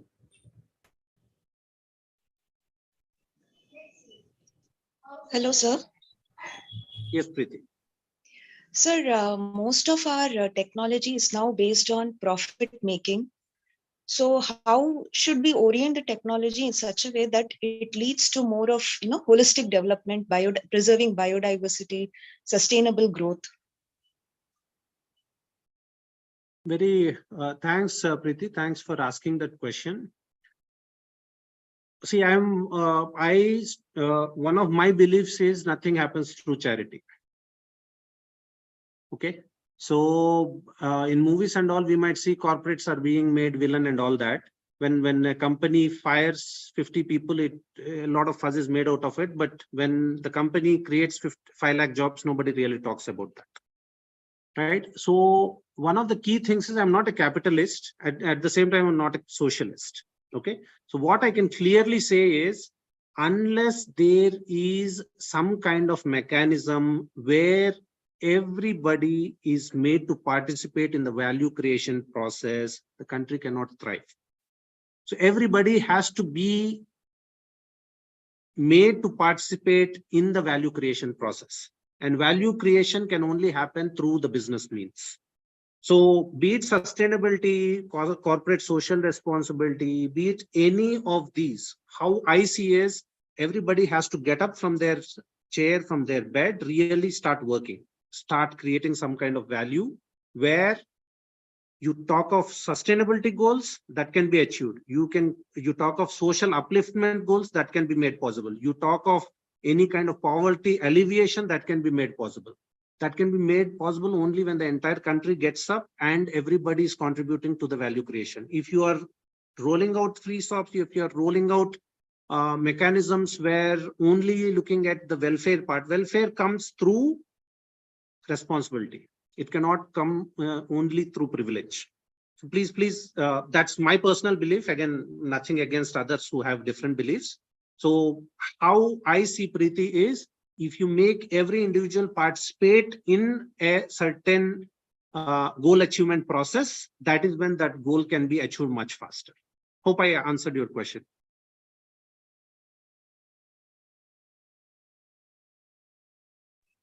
Thank you, sir. Yeah, and technology also. Technology was an important part of your question. So how I see is, if you are in a WhatsApp group only trying to get the prices, never contributing to the, you might have made a transaction today, for example, on maize, but you never told the group that what the price is. But every day you are taking benefit of prices from that group, then that does not help. I'm just giving you, when you are on a platform, you contribute to that platform, you also gain from that platform. आप Facebook पे है तो आप like भी दबाओ ताकि दूसरों को अच्छा लगे, आप खुद का likes भी happily receive करो. So it is more of participatory. You have to participate, you have to gain both ways. So that is when a platform is successful. Same thing was with the session also, sir. Definitely our participants have enjoyed as it was an interacting session, though the active participation of 2-3 participants was really nice. And I would like to request, if any other participant is having any query, please ask to sir. Sir is available with us. Anyone? Somebody has asked about GDP, 50% population, 20% GDP. So that usko flip karna hai, Gopi ji. उसी के लिए हमको technology की जरूरत है, innovation की जरूरत है, पार्टनरशिप्स की जरूरत है. सो जब सभी हाथ मिल के काम करेंगे तो पॉसिबल है, सभी नए नए वेज ऑफ सॉल्विंग प्रॉब्लम्स ढूंढेंगे, इनोवेशन करेंगे, तभी सॉल्व. अगर हम बहुत ही पुराने किस्म के मेथड यूज करेंगे तो कभी नहीं पहुंच पाएंगे वहां पे. Thank you so much, sir. It was really a wonderful session. We are highly delighted to have you with us on this online platform of Just Agriculture. Thank you once again for joining us and delivering your words. Thank you for having me, Piyush, and I thank each one of the participants for such a live participation. Thank you. Thank you, sir. So, dear participants, moving ahead with the third session, I would like to invite Ms. Preeti. So, Preeti, over to you, please. Thank you, sir. Thank you so much.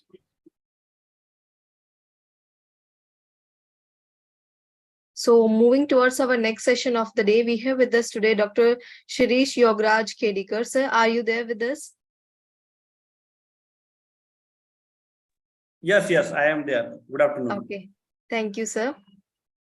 Dear participants, before inviting sir to deliver his lecture, I would like to introduce you to sir. So sir is working as a scientist C in the India Meteorological Department, Pune, joined through Union Public Service Commission, UPSC 2014. Sir's educational qualification includes PhD in 2015 in Agricultural Meteorology and Climatology from TNAU, Coimbatore, MBA in Human Resource Management from SMU, Sikkim, MSc in Agricultural Meteorology and BSc in Agriculture from College of Agriculture, PDKV, Akola. So, sir has 12 patents, published patent at Patent Office Journal of India as an individual inventor. Just to name a few, wind elevation angle recorder, an improved portable microclimate controlled mosquito net, solar tracking panel with inbuilt LED, device for automatic water level detection, mosquito eradicating apparatus, automatic expandable sinkable expandable sinkable rod, and air cooler with combined motor for double blade and water pump, fire extinguishing arrow and bow. Also, sir has patents, international patent published at World Intellectual Property Organization under PTC. And just to name, an improved portable electronic device, then microclimate controlled mosquito net, device for automatic water level detection, and mosquito eradicating apparatus. And sir has also recently filed another 2 patents named a solar system with integrated dual axis tracking application, wind powered cleaning device for a solar panel. To contribute to nation, sir has another achievement, certificate of achievement by Limca Book of Records in 2022-2022 for making world record by an individual filing patents in one day on 30th March 2020. Certificate of achievement by India Book of Records for making proud record by individually filing the most number of patents together in a single day. Achieved first prize in cartel design and presentation 5th National Level Student Symposium. Achieved first prize for the paper presentation in National Level Symposium EcoFest. Young Scientist Award at IRAD 2019 IITM Pune for the presentation. Sir, your remarkable personality is well reflecting from your achievements. We are more than happy to listen to you. It's my humble request to you. It's my humble request to you to join us to this podium. I welcome you, sir. Over to you. Okay. Thank you very much, and very nice your work you are doing. Because in India, if we want to grow, so innovation is one of the best. So we can say shortcut.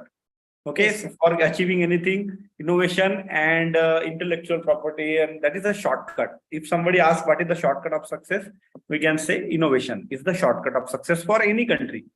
If Britishers came to India or European people become from poor to rich, any country, you can say France, Germany, England, and America, even we can say they have become rich. The best example in front of us is China. Before 50 years, China was even below us. Israel, a small country. So what is the innovation that can make rich to poor and poor to rich? Best example is Pakistan. They don't have focus on their intellectual property. They become poor. Same way compared to them, even smaller country like Israel, they become rich. Okay, so without wasting the time, shall I start my presentation? yes, sir. Please, sir. Okay, so I am sharing the screen, and I don't want to give more importance on myself. Okay, so before that, so I will share my presentation. Okay, so I think my entire screen is visible to you, right? Yes, sir. Yes, sir. Okay, so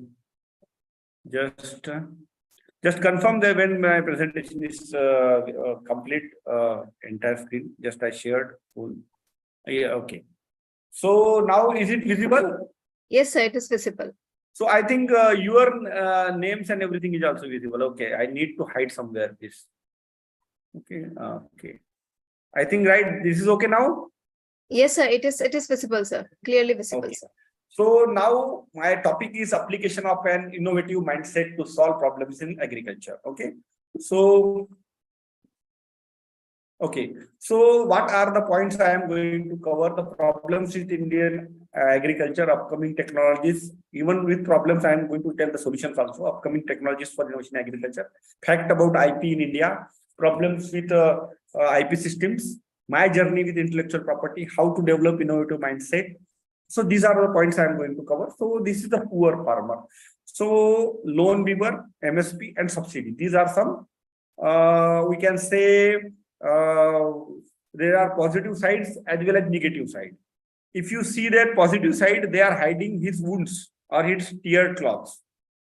Along with that, these are not only hiding, but they are somehow bad patch on his, understood, benefit as well as loss. So some problems with Indian agriculture. 1 minute. So what is the problem with Indian agriculture? Okay.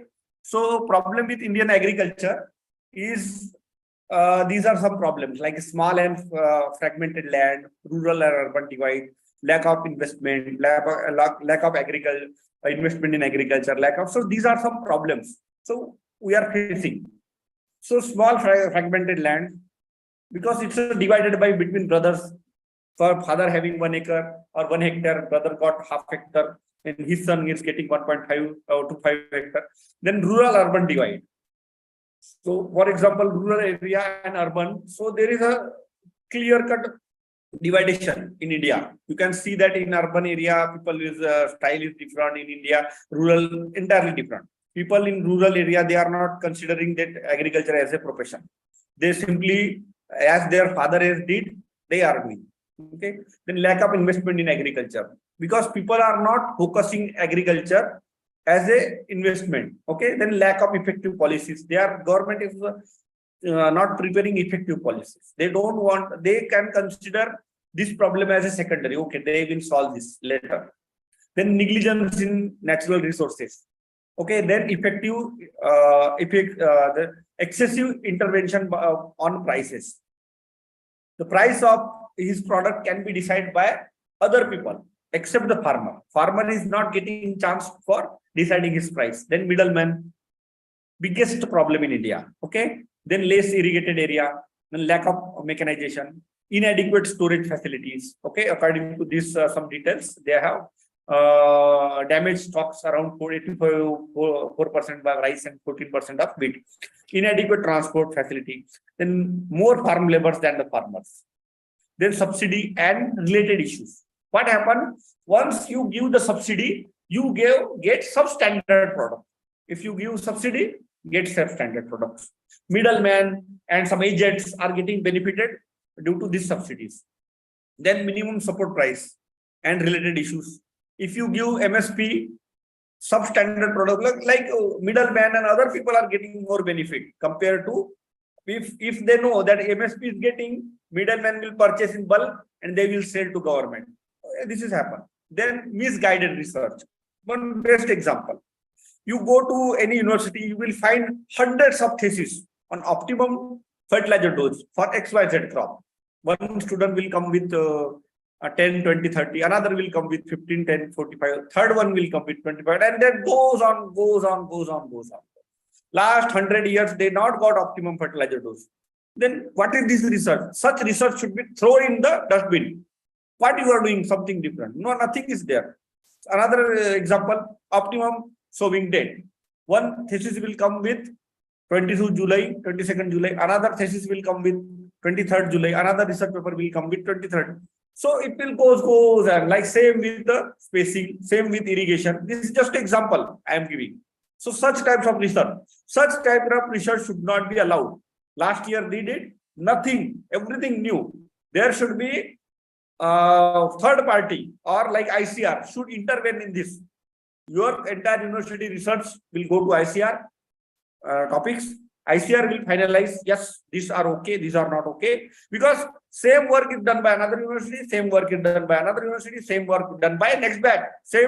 Similarly, I have seen that for one research topic, one student have did for one district, same research is done by another district, because just only for name, nothing is going on.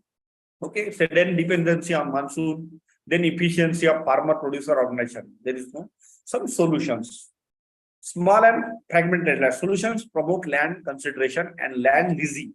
Encourage farmer to voluntarily consolidate their land holdings. They can lead to more efficient use of land and better mechanization. Then rural-urban divide. Solution, develop a rural infrastructure, including road, electrification, internet connectivity, bridge the gap between rural and urban areas, promote rural entrepreneurship and diversification of livelihood, reduce migration to the cities. Okay, lack of investment. So increase public and private investment in agriculture by providing incentives, tax breaks, financial supports to farmers and agribusinesses. So these are some solutions. Lack of effective policies. So what we should do? Formulate and implement comprehensive agriculture policies that consider the need of farmer. Okay. Then negligence in natural resources. So whatever the natural resources are there, promote the sustainable agriculture practices such as crop rotation, agroforestry, and conservation agriculture to maintain soil fertility, preventive resources. Okay. Then solution to each problem. So these are continuous, right? Excessive intervention in prices and middlemen. So create efficient and transport agriculture market by reducing intermediaries and ensuring the fair price to the farmers. Okay, establish farmer producer cooperative to effective negotiate the price and access market. Okay, then less irrigation. So we have to develop irrigation facilities like dams, channels, okay, infrastructures. Okay, then increase irrigated area. Okay, then lack of mechanization. So these are some solutions. Encourage adaptation of modern agriculture machinery and equipments. Okay, to subsidies, trainings, and access credit. Okay, easy access credit. Then adequate storage facility. So build and upgrade storage facility like warehouses. Inadequate transport. So improve rural road networks. So these are some solutions. Okay, more farm labor than farmers. So promote skill development. Okay, vocational training programs should be there. Okay, then subsidy and so targeted, efficient, and focused resource conservation. Subsidy should like not like a blanket. Okay, technology adaptation and income support to the farmers. Gradually transport to direct benefit transfer. So direct benefit, these are the solution. Then minimum support price. Reform in MSP that include wider range of crop. Okay, linked to the production cost. Then ensure timely procurement. Then Okay, then develop a robust market infrastructure to provide farmer. So these are some solutions. Misguided research, so align agriculture research with practical need of farmer. Emphasis on climate resilient crop varieties, sustainable practices, and efficient resource utilization. Okay, so these are some solutions. Dependency on monsoon, so promote water saving technologies, efficiency of farmer producer organization. So we have to provide. So these are some solutions. Okay, I think this may not feasible. Okay. Okay, so then upcoming technologies. So some upcoming technologies like urban agriculture, smart design, and vertical farming. So I think you have seen somewhere. Then drones as a bees. So how the bees are pollinating, drones can also pollinate. So these are some types of new technologies. Then artificial intelligence, okay, like IoT based and automations. Then blockchain mechanism. So this will transport and security system. So this can help. Then genetic editing and mini chromes technology. So genetically modification. Then laser scarecrows. So laser technology used to get away from the birds, animals. Then bee vectoring. So bee integrated to disease management and pest control. Okay. Then harvest quality vision. Then produce testing in field kits. Okay. Product testing kits. Then crop and soil monitoring management kits. Then RFID. Okay. So RFID can be used with the farmer produce product. Then real-time kinematics. Okay, so improve GPS and satellite technologies. Then software and service solutions for orchard management. Okay, yield monitoring and estimations. Okay, then water management. So various sensors and devices. Then packaging, good type of amount of packaging. Okay, so for this we need intellectual property in India. So what is the status? These are some technologies. So when we want to develop this technology, what is the intellectual property status in India? Okay. So fact about IP in India. So according to some reports, if some 6 lakhs applications in US, then only 46,000 applications filed in India. And out of that, only 12,000 are granted. So here is huge difference. You can see these are some facts. Then problem with IP. What happened in US? There are called as ultimate utility patents. So here in India, such their method is not available. So what is some ray of hope? You can say that greater numbers of patents are filing in India.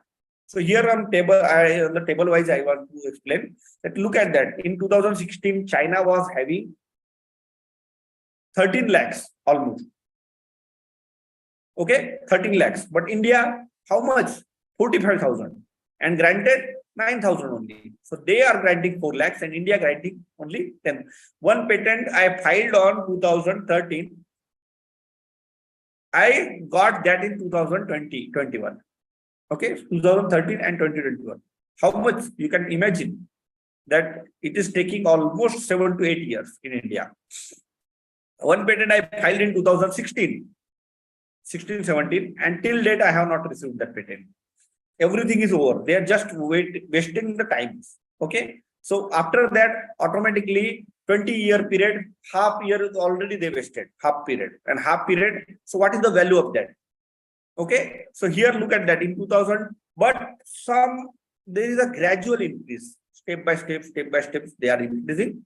But we are still, you take the last available data of China, 14 lakhs.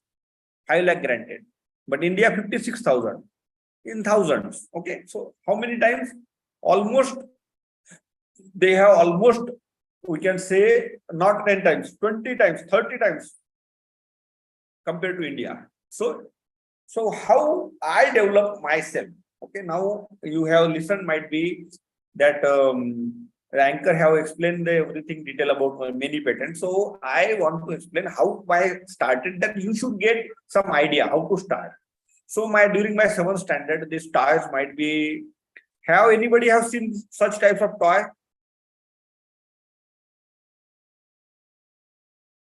Such types of toy, anybody have seen?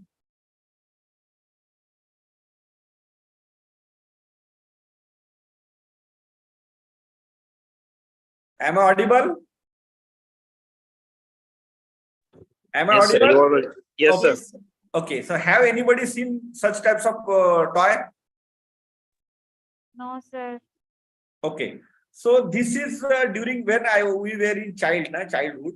So these types of toy was available. So when if you move like this, it is rotating like this. It will go like this. It goes on like this.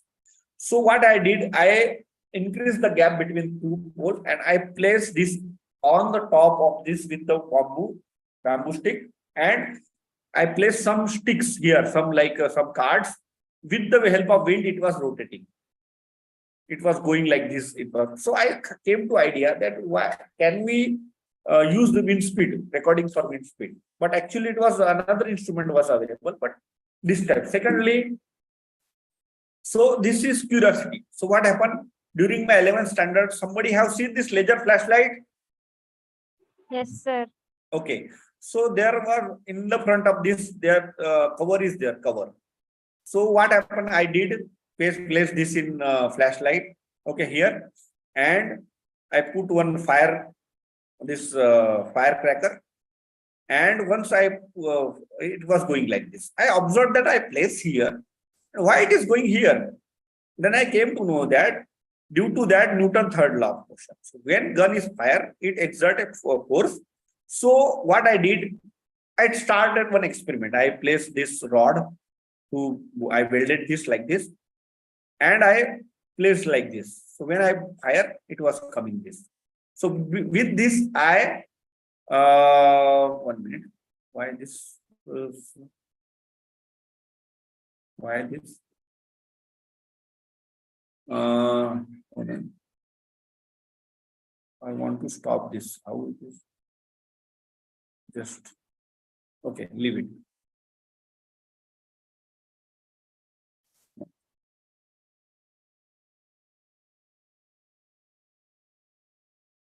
Just 1 minute.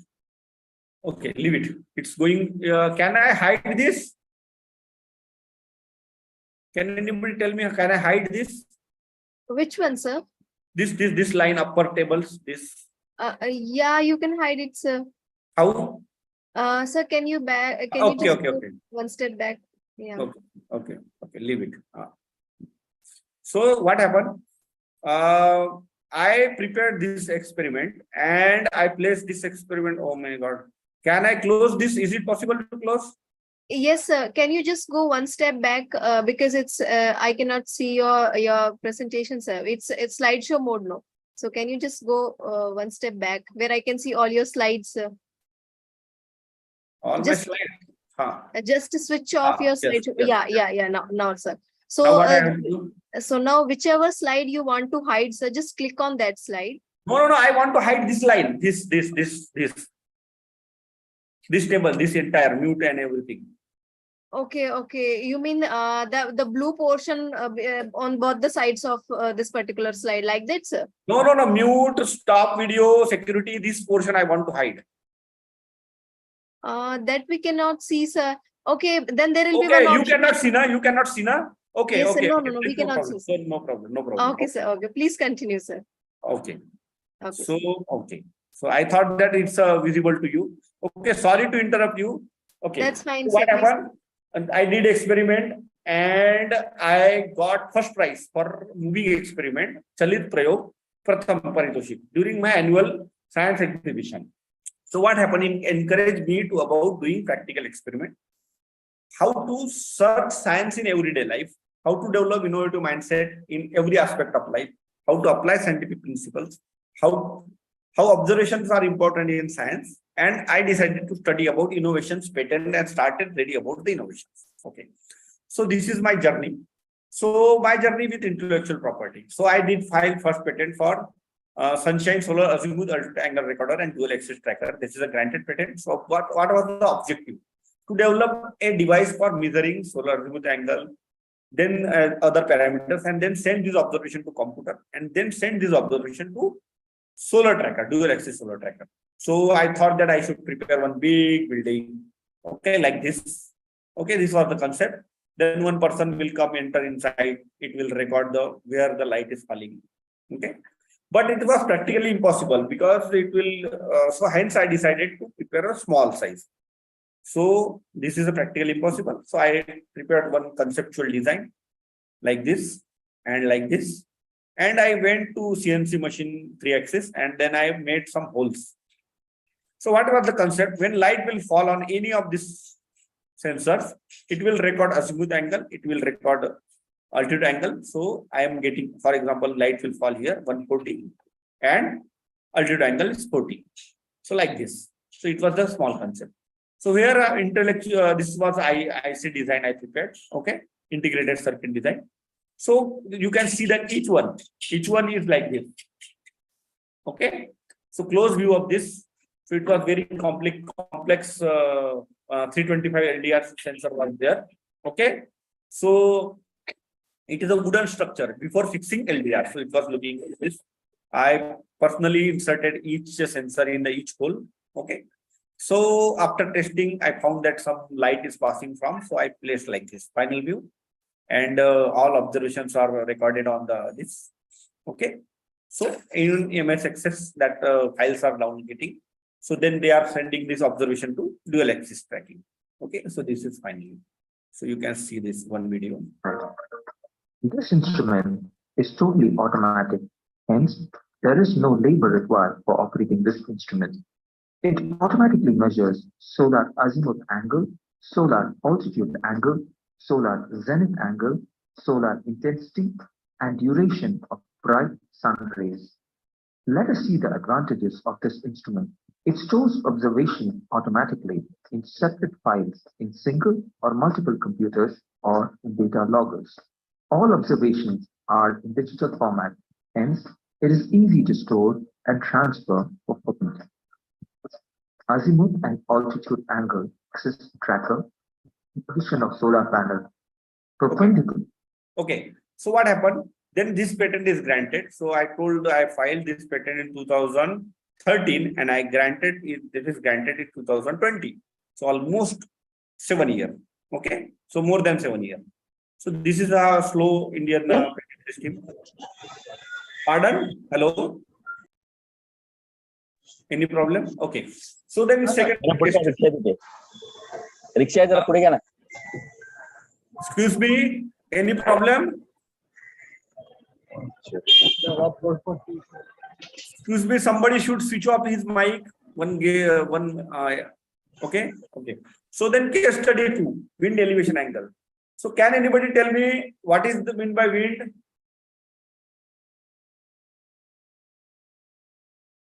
So horizontal movement of air is called as wind. This is generally, but no, wind never goes horizontally. It sometimes goes up and sometimes goes down. So there was one earlier effort. So one scientist tried to record the vertical wind of. Okay. So my objective was to measuring wind elevation angle, automatically record this observation and without electricity. So this instrument I prepared. Okay. So you can see this. So it will record these observations on the chart.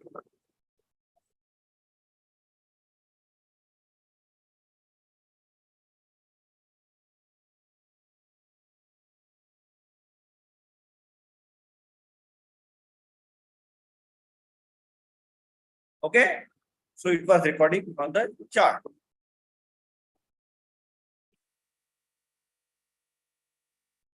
Okay, so then improved portable electronic device. So I found that laptops are very bulky and damageable.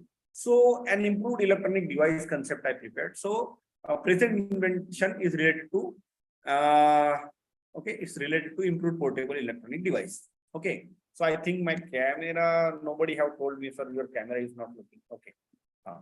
So what happened? The present invention advantage, what it should work such a way that a foldable, slidable, tentable, and detachable, and strongest, thinnest laptop I have tried to prepare. So what happened? What I did? So this was the concept. Okay. So this is the concept.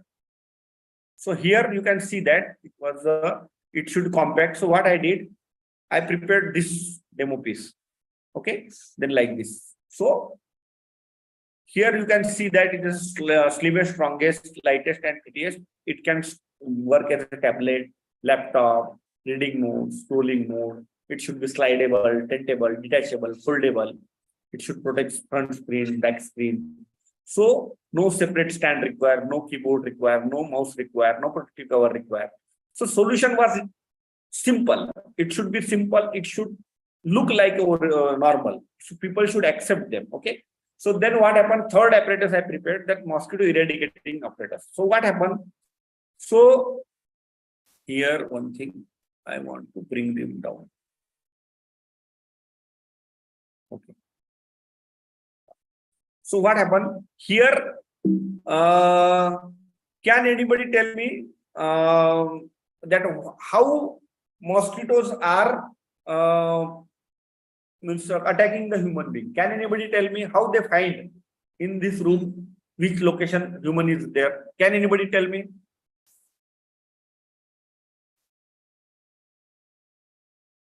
Can anybody tell me that how mosquitoes are finding the human being?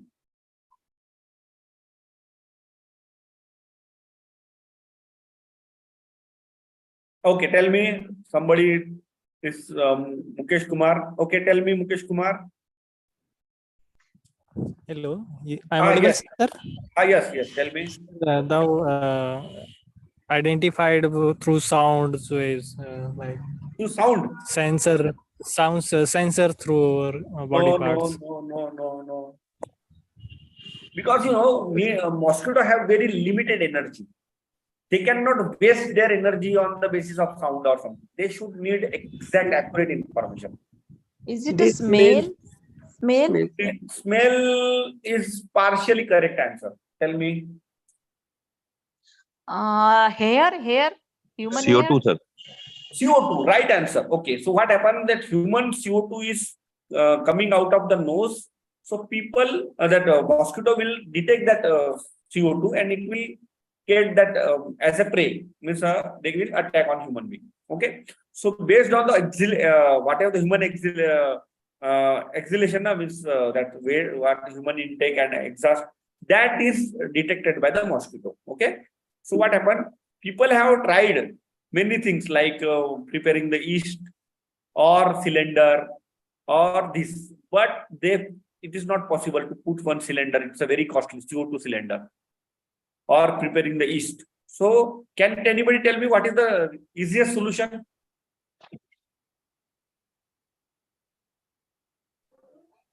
Then attract the mosquitoes with the help of CO2. Okay, CO2, but how? Which CO2? What is the source of CO2? What is the source of CO2? We need CO2, but which CO2? Maybe rotting vegetables or No. It should be cheaper. It should not dry CO2 that fermented products are already like there. But why the wasting this much amount? Money, no money, nothing. It should work zero amount. Plant. Diesel investment. Tell me. As a plant. No. Plant is absorbing CO2. Okay, Like so for that I prepared one mosquito eradicating apparatus. So taking human CO2, simply human CO2 will come and put in this device, and human will, understood? Human CO2, putting our own nose, own CO2 in the apparatus. Okay, so what happened? Our solution should be cheaper. Our solution should be available. If you putting the rotten vegetable and like yeast and everything, that is understood. So our solution should be cheaper, our own CO2, because some people are adding whatever the extra like CO2 and some human touch. They want to give some extra material coming, smell coming out of nose. They are adding things. Why should add? We should get our own CO2. Understood? So what happened? Human will, this is a very big size pipe. Even small size pipe we can put near the nose, or even table lamp. We can fit in table lamp. When we study, the mosquito will get killed. Understood? So our solution, pardon? Somebody want to speak something? Okay. So, okay, next, climate control mosquito net. What happened? That people have tried to develop some devices, some chamber where people can sit and sleep, like small. So to overcome this problem, so I prepared one mosquito control, micro control mosquito net to protect from the mosquito, and it should automatically cool without electricity. Okay, so this mosquito net I prepared. This is just demo piece. So here what happened? If we put the water, so here I will play the video.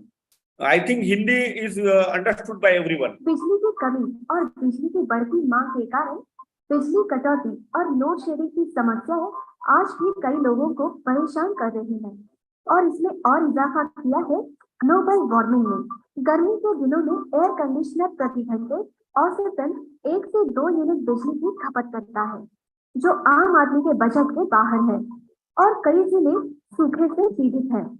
गर्मी के महीनों में लू लगने से मौत का खतरा रहता है। एक आम एयर कूलर को उपयोग के लिए प्रतिदिन 100 से 150 लीटर पानी की आवश्यकता होती है।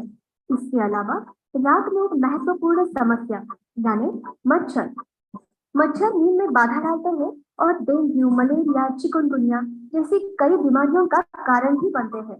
मच्छरों को मारने या भगाने के लिए कई उपाय किए जाते हैं, जो महंगे होते हैं और उनके कई दुष्प्रभाव भी होते हैं। जनता को ऐसे उपायों की आवश्यकता थी जो बिजली का उपयोग किए बिना और पानी के कम से कम उपयोग से बिस्तर और सोने के क्षेत्र का तापमान कम कर सके, साथ ही सोते हुए व्यक्ति की मच्छरों से रक्षा भी हो। इसे ध्यान में रखते हुए डॉक्टर शिरीष भेड़ीकर ने सूक्ष्म जलवायु नियंत्रण मच्छरदानी का आविष्कार किया और हाल ही में पेटेंट भी दायर किया। डॉक्टर शिरीष भारतीय मौसम विभाग में एक वैज्ञानिक हैं। उन्होंने हाल ही में एक साथ 10 पेटेंट दायर करके विश्व कीर्तिमान स्थापित किया है और सूक्ष्म जलवायु नियंत्रण मच्छरदानी उन 10 पेटेंटों में से एक है। ये मच्छरदानी बिजली या ईंधन के उपयोग के बिना काम करती है और उपयोग करने के लिए केवल 10 से 15 लीटर पानी की आवश्यकता होती है। इस उपकरण का उपयोग करने के लिए जाली से जुड़े इस थैली में पानी भरना आवश्यक है। थैली में भरे पानी को जाली द्वारा अवशोषित किया जाता है और बाकी की तरह ऊपर खींचा जाता है, जिसे अंग्रेजी में कैपिलरी एक्शन और व्हील मैकेनिज्म कहा जाता है। तापमान और बहती हवा से गीली जाली से पानी का वाष्पीकरण होता है। वाष्पीकरण जाली से गर्मी को अवशोषित करता है और जाली के अंदर का तापमान कम होता है। ये उपकरण जाली के अंदर के तापमान को 4 से 8 डिग्री सेल्सियस तक कम कर सकता है। इस मच्छरदानी का उपयोग करना बहुत आसान है और इसे किसी भी रखरखाव खर्च की आवश्यकता नहीं है। इस उत्पाद की कीमत लगभग 500 से 700 रुपए प्रति मच्छरदानी है और इस आधुनिक मच्छरदानी का उपयोग 3 से 4 साल तक आसानी से किया जा सकता है। Okay, so okay, understood. I think everybody is understood, right? Okay. So Yes, then sir. devices for automatic water level detection. Okay. So what happened when मैं हिंदी में बात कर रहा था, इंग्लिश में कई बार मैं भूल जाता हूँ. Okay. So this device is there. Whenever I observe that people are starting this nozzle and water goes flowing and flowing and flowing. Okay. They forget. So in basin also, in the tap also. So what happened? I thought that one device should be there that should control this. Okay. So device for automatic water level detection. Okay. So here what happened? One device is fitted here. Okay. You can see this. So when water will come, it will goes on and it will stop this. So water whenever the require. For example, if you want your water should at particular height, at this height only. So what happens? Just you have to put your hand up to certain level where you want water. It will detect that level and it will start pouring the water up to that level and automatically it will stop after reaching this level. Okay. So how it will work? It will take the energy from the rotating water, from the flow. It will rotate automatically turbine, small turbine, it will detect the height and it will stop. So it can use in agriculture, like where the particular level, water level you want to maintain in any field or any water time, without any electricity anywhere in the world. Just put this, fix it, forget it. Understood? You mentioned the level, so it can work as a hand wash. You want to here, it will detect your hand, it will give the water and it will come down, but without any electricity. It will at no electricity, no charging, no power, no cell, no USB charging, nothing, automatically. So our solution should be like this. Then sunshine recorder, card scanner. Many agriculture students, they are knowing this. Campbell-Stokes sunshine card recorder. Okay, so these are some cards. Okay, so here you can see the card, burning of the card. Okay, when sun goes like this, so what happened? They are recording only 1, 2, 3, 4, 5, 6, 7, 8 or 9 hours. But whether they don't know that how much intensity was there. So what happened? I prepared sunshine recorder card scanner. So what happened? You have to put this card and it will give you the distance. So you can convert the formula and you can get the intensity. Understood? From last 100 years, 150 years, whenever this card start using, you can get the value. Maybe 100 years or even less or like more. So from that time, if you have the card, you just put the card and it will convert in. You can get the solar intensity of every minute of any location from last minute. So this one device I prepared. Then fire extinguishing arrow. So fewer people was throwing these types of devices. So you cannot throw this device for long distance. Secondly, for throwing this device, you have to come out of this windows. But from the window, if you want to extinguish the fire, it is not possible. You cannot throw this. So to overcome this problem, I have prepared the fire extinguishing arrow and bow. Just throw it, it will go and you can extinguish the fire from long distance. Then air cooler with combined motor with a blade. Okay, so this device. So here what happened? I added the 2 fans and motor in the single rod. So what happened? More power will generate and same. Pardon? Anybody is there? Okay. Then multifunctional dual screen innovative portable tablets. So in, you know me, you have seen the foldable laptops. So in future, so it will come. So to overcome this problem, same device where 2 screen will be there. So that also I have filed the patent. Then extendable, you have seen that people goes down accident due to these dividers. Okay, somewhere these types of dividers are there.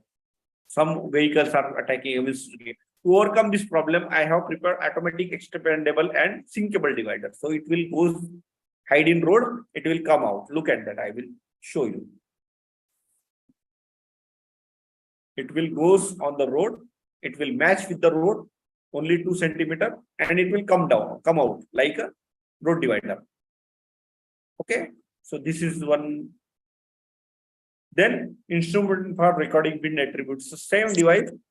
So here it can record wind direction, wind speed, and elevation angle.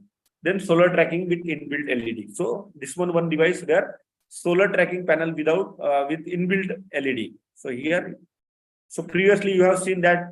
So light is there, solar panel is there, battery is somewhere, battery is downside. And what happened? So bowl, battery, everything is separated. So what I did, I have prepared one device where it can track the sun. From morning, it can track. So in inbuilt, there was no tracking mechanism. So what happened? I prepared. You can see the video, you understood. Solar energy is abundant.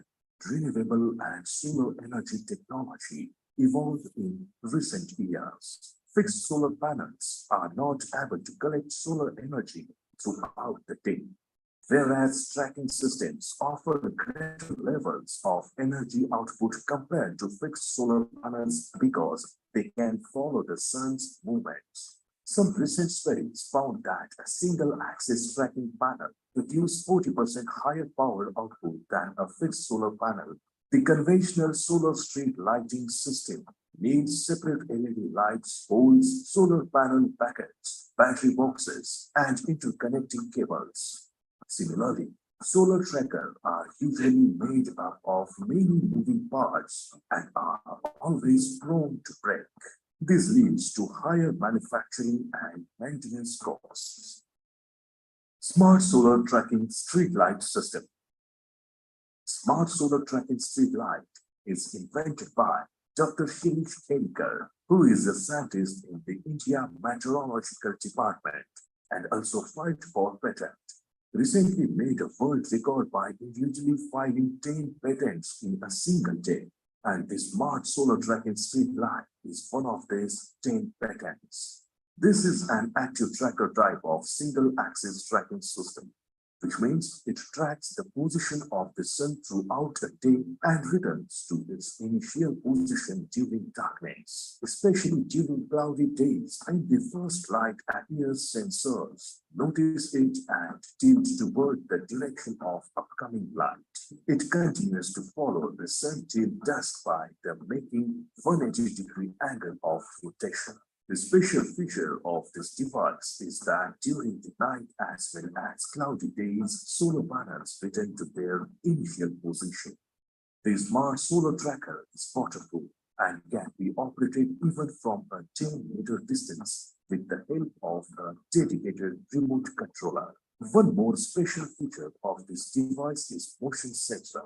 During darkness, if there is no motion, then LED lights run with 30% brightness. And if the motion detector detects any motion, then LED lights start running with 100% brightness. This helps to reduce light pollution and to save power for future use. Settling dust and tree leaves on solar panels is one of the major problems the solar energy sector. In the case of fixed panels, it can reduce the efficiency of photovoltaic panels up to 35%. To avoid this problem requires continuous cleaning of solar panels, and that is expensive, tedious, and impractical solution. But our smart solar panels are tilting a total of 180 degrees, which prevents settling dust and tree leaves on the panel and helps to clean them every day. Solar energy is available in abundance, and we strongly believe that with the right use of this energy, we will be able to build a pollution-free, luminous society. Okay. So now somebody asked that where you use. So this is successfully working at the house of Sri Nitin Gadkari, Ji, Cabinet Minister, Government of India, from last 6 months. Okay. So I have given this. So Gadkari Ji, and it is working in his house. Are these panels available for the ARM customer, normal Yes, customer? yes. Anybody can Where use. can we where can we buy these, sir? You just contact me. Okay, it should be in large because this is a on-demand prepare. It's not like a commercial level. I can prepare for you. Means if you have, for example, farmer, it's not solar panel, it's a street lights, okay, or farm lights. Okay, it's okay. for only street lights. Okay, lights and is the campable? Is the campable sunshine also, recorder available for sale? Listen, that is not campable sunshine recorder. That is a scanner. That is not scanner. Is that scanner available for sale? That is also because listen, when I will whenever you are preparing any device, na, that is continuous R&D and upgradation and research and trials and correction. So it is a continuous process. So once you prepared it, if you want, I can provide you. Depend on the number of units you require, more number. Okay, if you need, for example, kindly share your contact number and email, please. Yes. Okay, so this is I place in Gadkari sir house. So this one international Spain news that is Transcontinental Times have covered this news. Okay, so this is how. Then ek din mein 10 patent. So this is many news are coming. So one good news. So here this is a letter of application. Is it readable? Yes, sir. Readable, sir.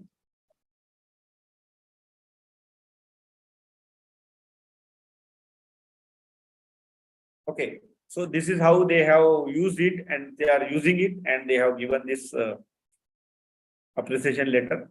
Okay. Okay, so now this is the how I prepared file 10 patents in a single day. So I have shown you. So then I got India Book of Records, then Limca Book of Records, and many news channel covered this. Okay, so then how to develop innovative mindset. So two more patents I filed, but I have not shown you. Okay, so last I will show you the two more patents. Okay, so then search what happened, how to develop innovative mindset. So this is the best because it should search a day-to-day life problem in agriculture. So for example, you want to target the agriculture. So what is the problem facing? Farmer facing this problem. Then search the available solution in the market or available solution with the farmer. Then write the pros and cons of these available solutions. Pros, cons. What I know about the problem and solution. What I know. Is there anything which is not noticed by others? For example, people have not noticed how that CO2 can be placed, our human CO2 can be put in device. People have not noticed that. How I can make it very much better. So I can make it much better now. If nobody did it, you must do it. And don't forget, everything is possible. So these are some how to develop innovative mindset. These are some steps. Okay. Anybody have doubt?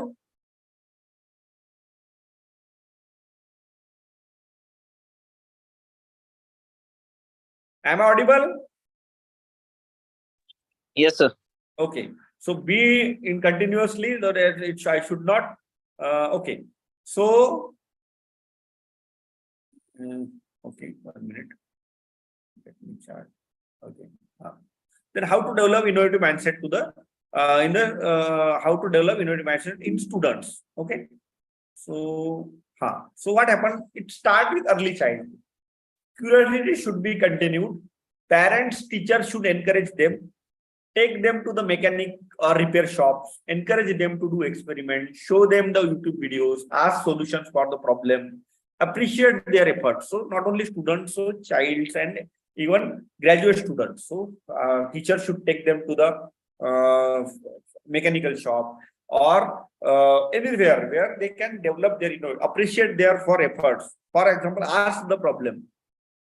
So ask for the solutions. These are the problems. These are what will be the solutions. So when they get good solution, encourage them, reward them if their solution is innovative. Okay. Then how to avoid the wasting energy on already patented innovation. So for example, I will give you some solution. In first man converted Maruti van to the solar driven vehicle. Then one more, that IIT Kharagpur student developed new electric vehicle. Okay. Then Chhatra ne jugaad se bana dali electric cycle. Then Havaldar developed hybrid bicycle. Okay. Do you think they are having the patents? Tell me, students, do you think they are having patents? No, sir. Why? Because they are not known. Means? They are the same ideas using on different vehicles. Listen. So, first electric bicycle was prepared in 1939. First motor electric car is prepared in 1890. When? 1890. First electric, then later 1930, this is car. Then first solar powered electric bicycle was prepared in when? 1990. Then electric car made to travel, electric power generated solar power, that is 1995. Okay. So you will search.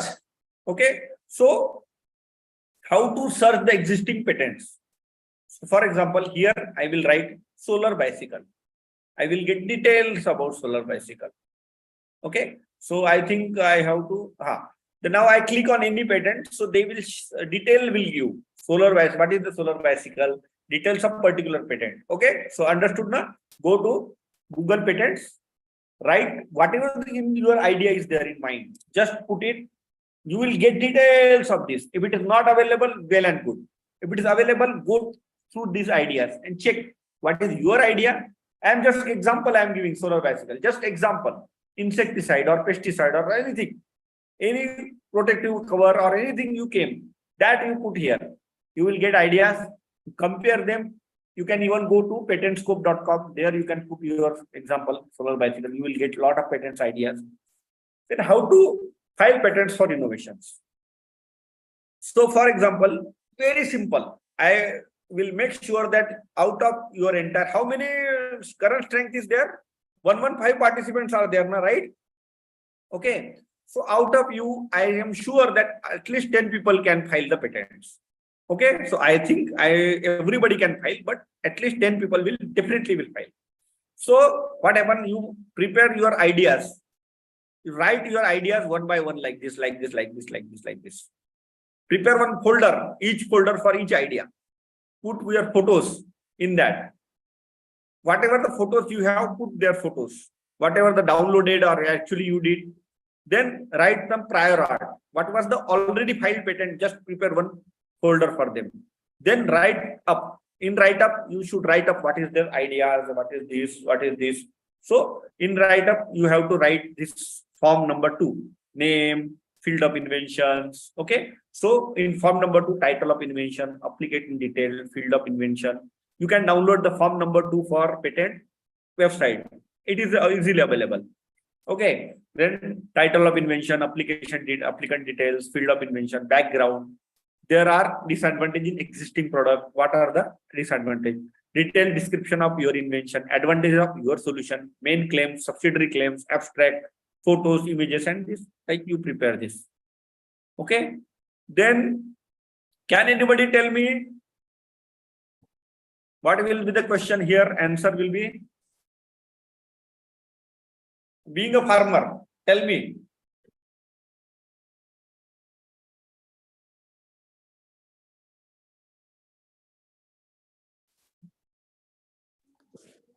क्या तुम्हारे पास खेती है? मेरे पास patent है। नहीं मेरे पास खेत है। मेरे पास पेटेंट है। पेटेंट है तो ये तो मेरे पास है, आपके पास खेत है। ओके, सो मेरे पास खेत है। So somebody say मेरे पास so you have this much level you have to develop. That farmer should be even richer than the bank balance, bangla, gadi. Okay, so you have to such a way. Okay, so trainees, how are you understood everything? I think. So I need to stop share. Stop share. How to do stop share? Not new share. Pause share. Okay. Shall I stop share? How I can stop it? Sir, there will, I think, yeah, so there will be an option, sir, here itself.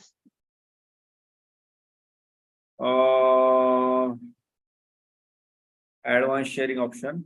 Okay. No, I cannot stop this. No. Stop share. There is no stop share option is there.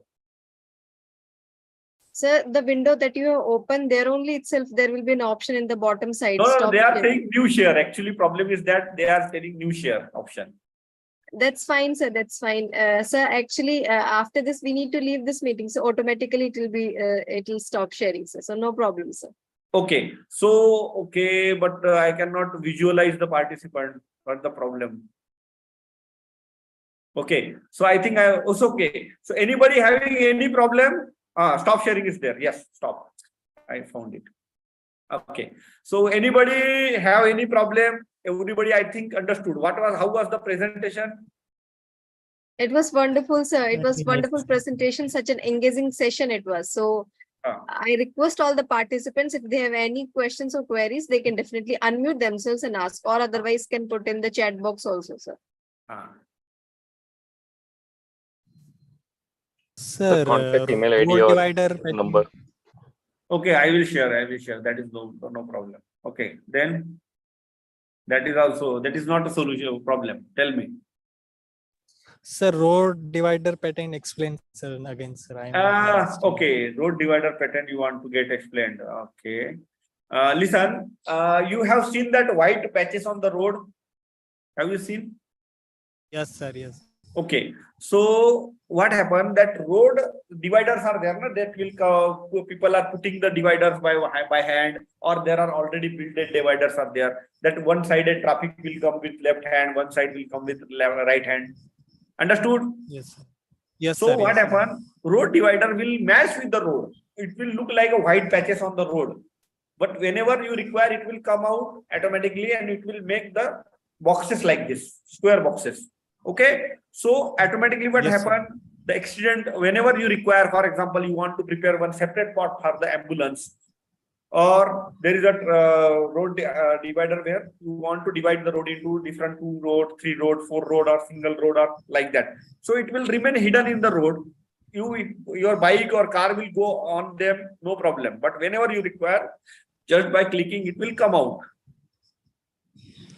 It can identify just coming vehicles and put down and No. It will manually. It will be manually or time basis.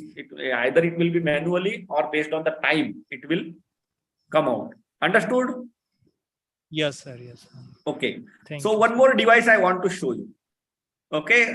It's a very interesting device I will show you. Okay. Yes. So okay. So anybody having doubt, first tell me. Then I will show you that device. Sir, street light you can promote, sir, in universities like campus, like you can use that street light. You want to convert or you want to use them new? What is it? IMDs promoted. Pardon? Because much more energy saved through this. Yes, it actually what happened?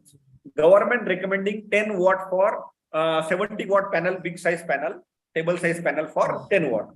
But in our case, we are preparing only 20 watt size panel. In laptop, even half or even less than that for 10 watt. Okay. So you see the imagination, how much difference, small size. Okay, so this is not solar panel. This is a solar panel on the street light, combined street light, but they are having sensor. It will automatically record. So what is your problem?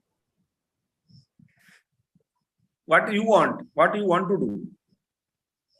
I'm asking about this can use in university campus, like yes. rural if your university is sending the request. Actually, what happened? Rural area, or where the request you send to me that, sir, we need this much number of 500 or 100 or something. Then I will prepare for you, because I will prepare is a reasonable cost without any profit to me, just only to, and like in Gadkari, the honorable road minister, I have given 2 lights freely, only to get the tested. Actually, I was telling that, sir, I want this light should be used in all over the India. He told that first I will test in my house for 6 months, and then I will think about that. So now he is tested. Maybe he think, or maybe I don't. It's our work I have to do. So I have already given to him that from last 6 months is working in his house. Okay. So if you want, sir, that I want this much 100 lights or 200 lights, I want to sell, no problem. It's your end. But you should give me some substantial amount of, sir, this I need 100 lights. So I will prepare for you. Okay. Or you want to prepare, sir, I will, that is also no problem for me. I will give you the technology. Okay. So anybody, any doubt? Anybody is having doubt? Hello, sir. Tell me. Sir, during rainy season, especially in Indian roads and all, we have removed potholes, and many people have died because of flooding and all, and they are unable to look into it. Can we develop a street light with a sensor which can detect that automatically there is a pothole or place where water is accumulating, and there is a yes, everything is possible. I don't want to. You don't tell me the idea. You prepare yourself. Idea came. Now it's in your court. I will not tell solution. Solution, idea. You got problem. You should prepare your solution. You put the sensors, or you put CCTV cameras or anything. That is at your end. Understood? Problem is you identified. This is your generated problem. Understood? Means problem you identified means it's a problem. You came to know that, sir, this is the problem. So solution will be yours only. Understood? Everything is possible. Yes, sir. Any problem? Anything? Anybody?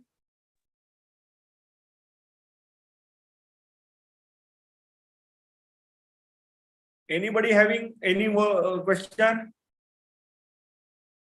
Listen, I will not give a second appointment anytime. You will now, whenever somebody want to ask now. Later, I will not give time.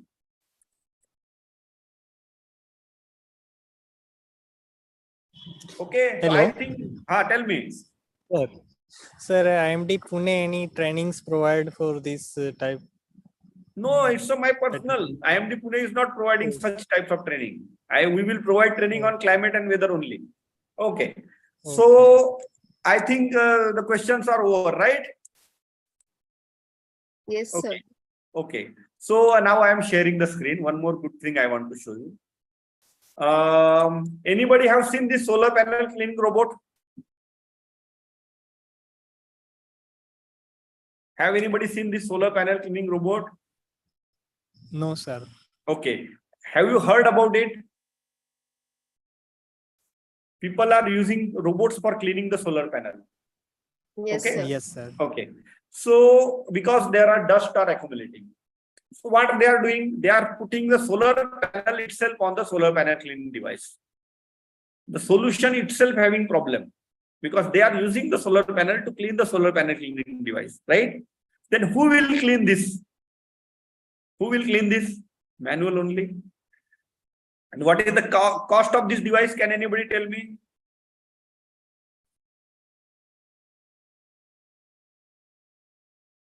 Can anybody tell me what will be the cost of this device? I will tell, help. 10 lakhs to 30 lakhs. How much? Single device is cost 10 lakhs to 30 lakhs. Okay. So can anybody tell me any solution for this?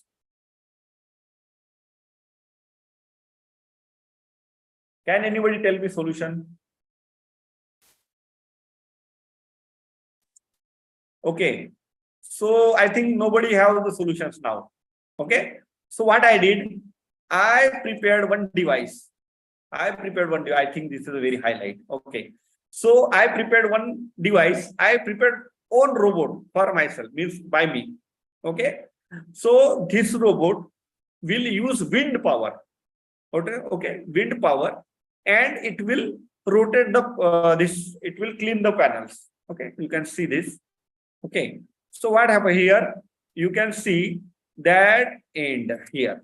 Without any electricity, without any electronic component, this is the world first robot which will work without any electricity, without any charge, without any power, without single wire. It will go end to end, start and end. Understood? So it will like this. Understood? This I will show you some video. So with the video you will understood better.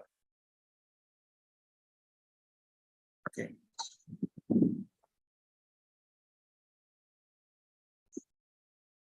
Okay, like this it's moving with the help of wind.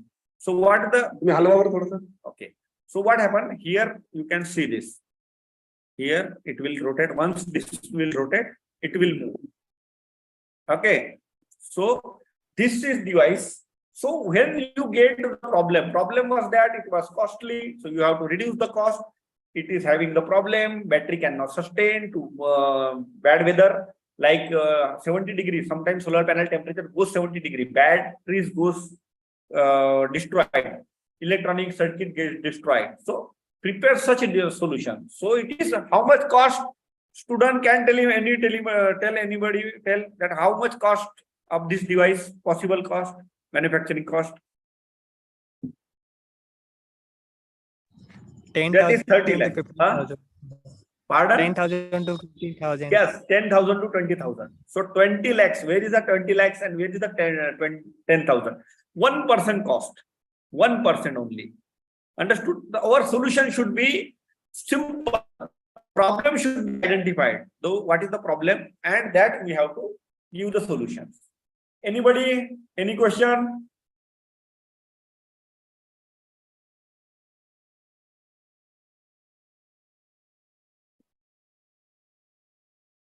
Any? Huh?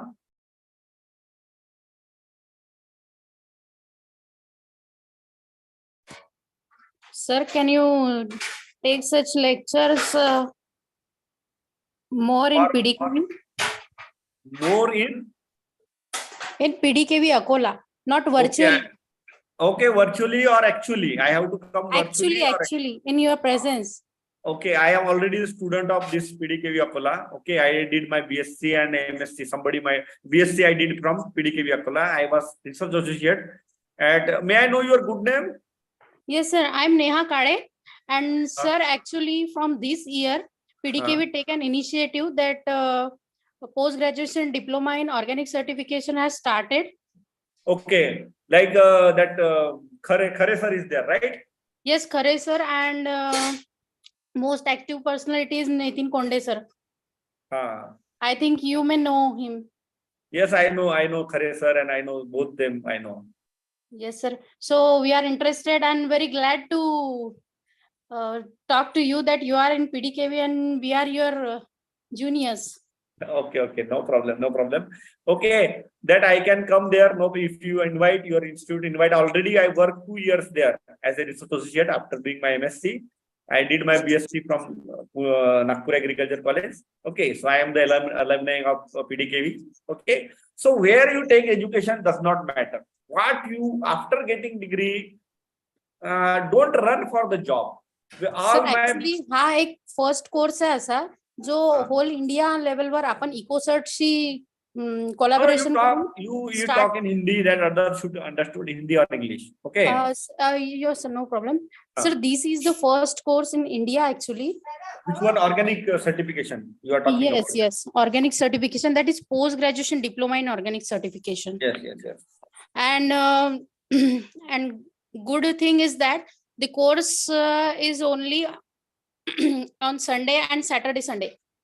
So anyone can apply for that. And 1 year diploma program. Khadse sir is there, right?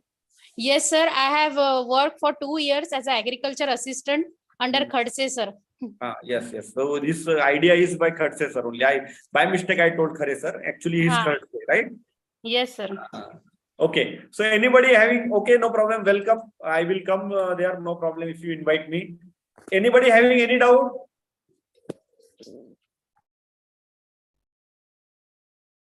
Students? Anybody having any doubt? Okay, so I think this program means whatever my speech is over. Okay, my email ID is with you. Maybe the organizer they having. If they ask my email ID, provide them. Okay. Yes, sir. We will share the email address in the group. 1 minute, I am sharing the on chat box itself. Those people should not disturb you. 1 minute in chat box. Okay. Enables, yes. So 1 minute. So I already shared my email ID. Just my name, shirishkedikar@gmail.com. You just search on Google my name, or that same is email ID. Nothing is there. Okay. Tell me now. Okay. So I think you now mic is with you. Okay. So yes, sir. Sir, thank you so much for such a wonderful session, and always two-way talk is the best, sir. So your session was very engaging and very comfortable way you try to explain your things. I hope, sir, our participants must have enjoyed the session, learned from your session, and inspired from your session. So we are more than happy to have you here, sir. So I wish we will be collaborating with you in some another program also. So thank you for coming. Thank you for sparing your time, sir. You are not audible. Am I audible now, sir? Yes. Yeah, maybe so it was a network issue. So thank you for sparing your valuable time, sir. We are more than happy to have you for some another day also.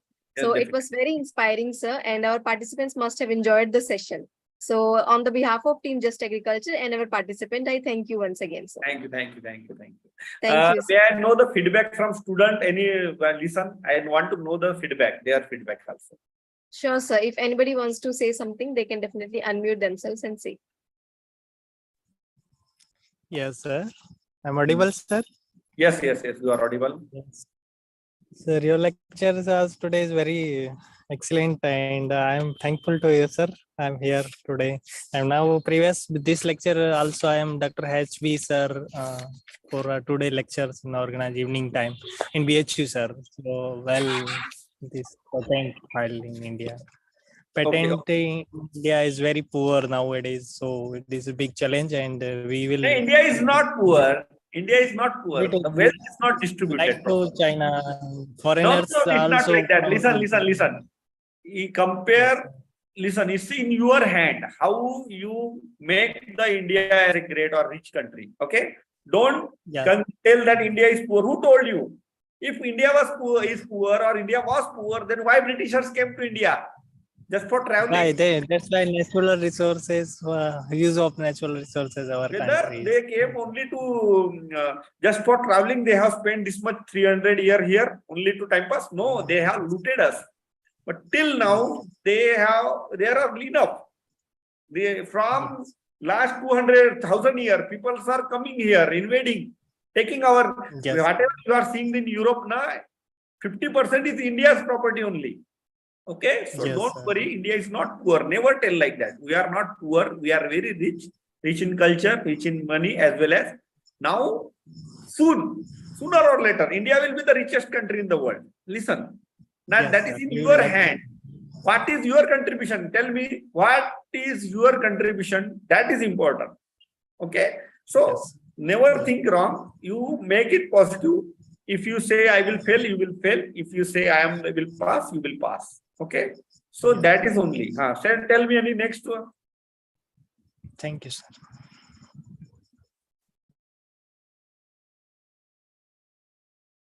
Okay, so shall I leave now? Yes, sir. Yes, sir. Shall we call it a day, sir? Thank you so much for coming. Thank you very much. Thank you. Thank you, sir.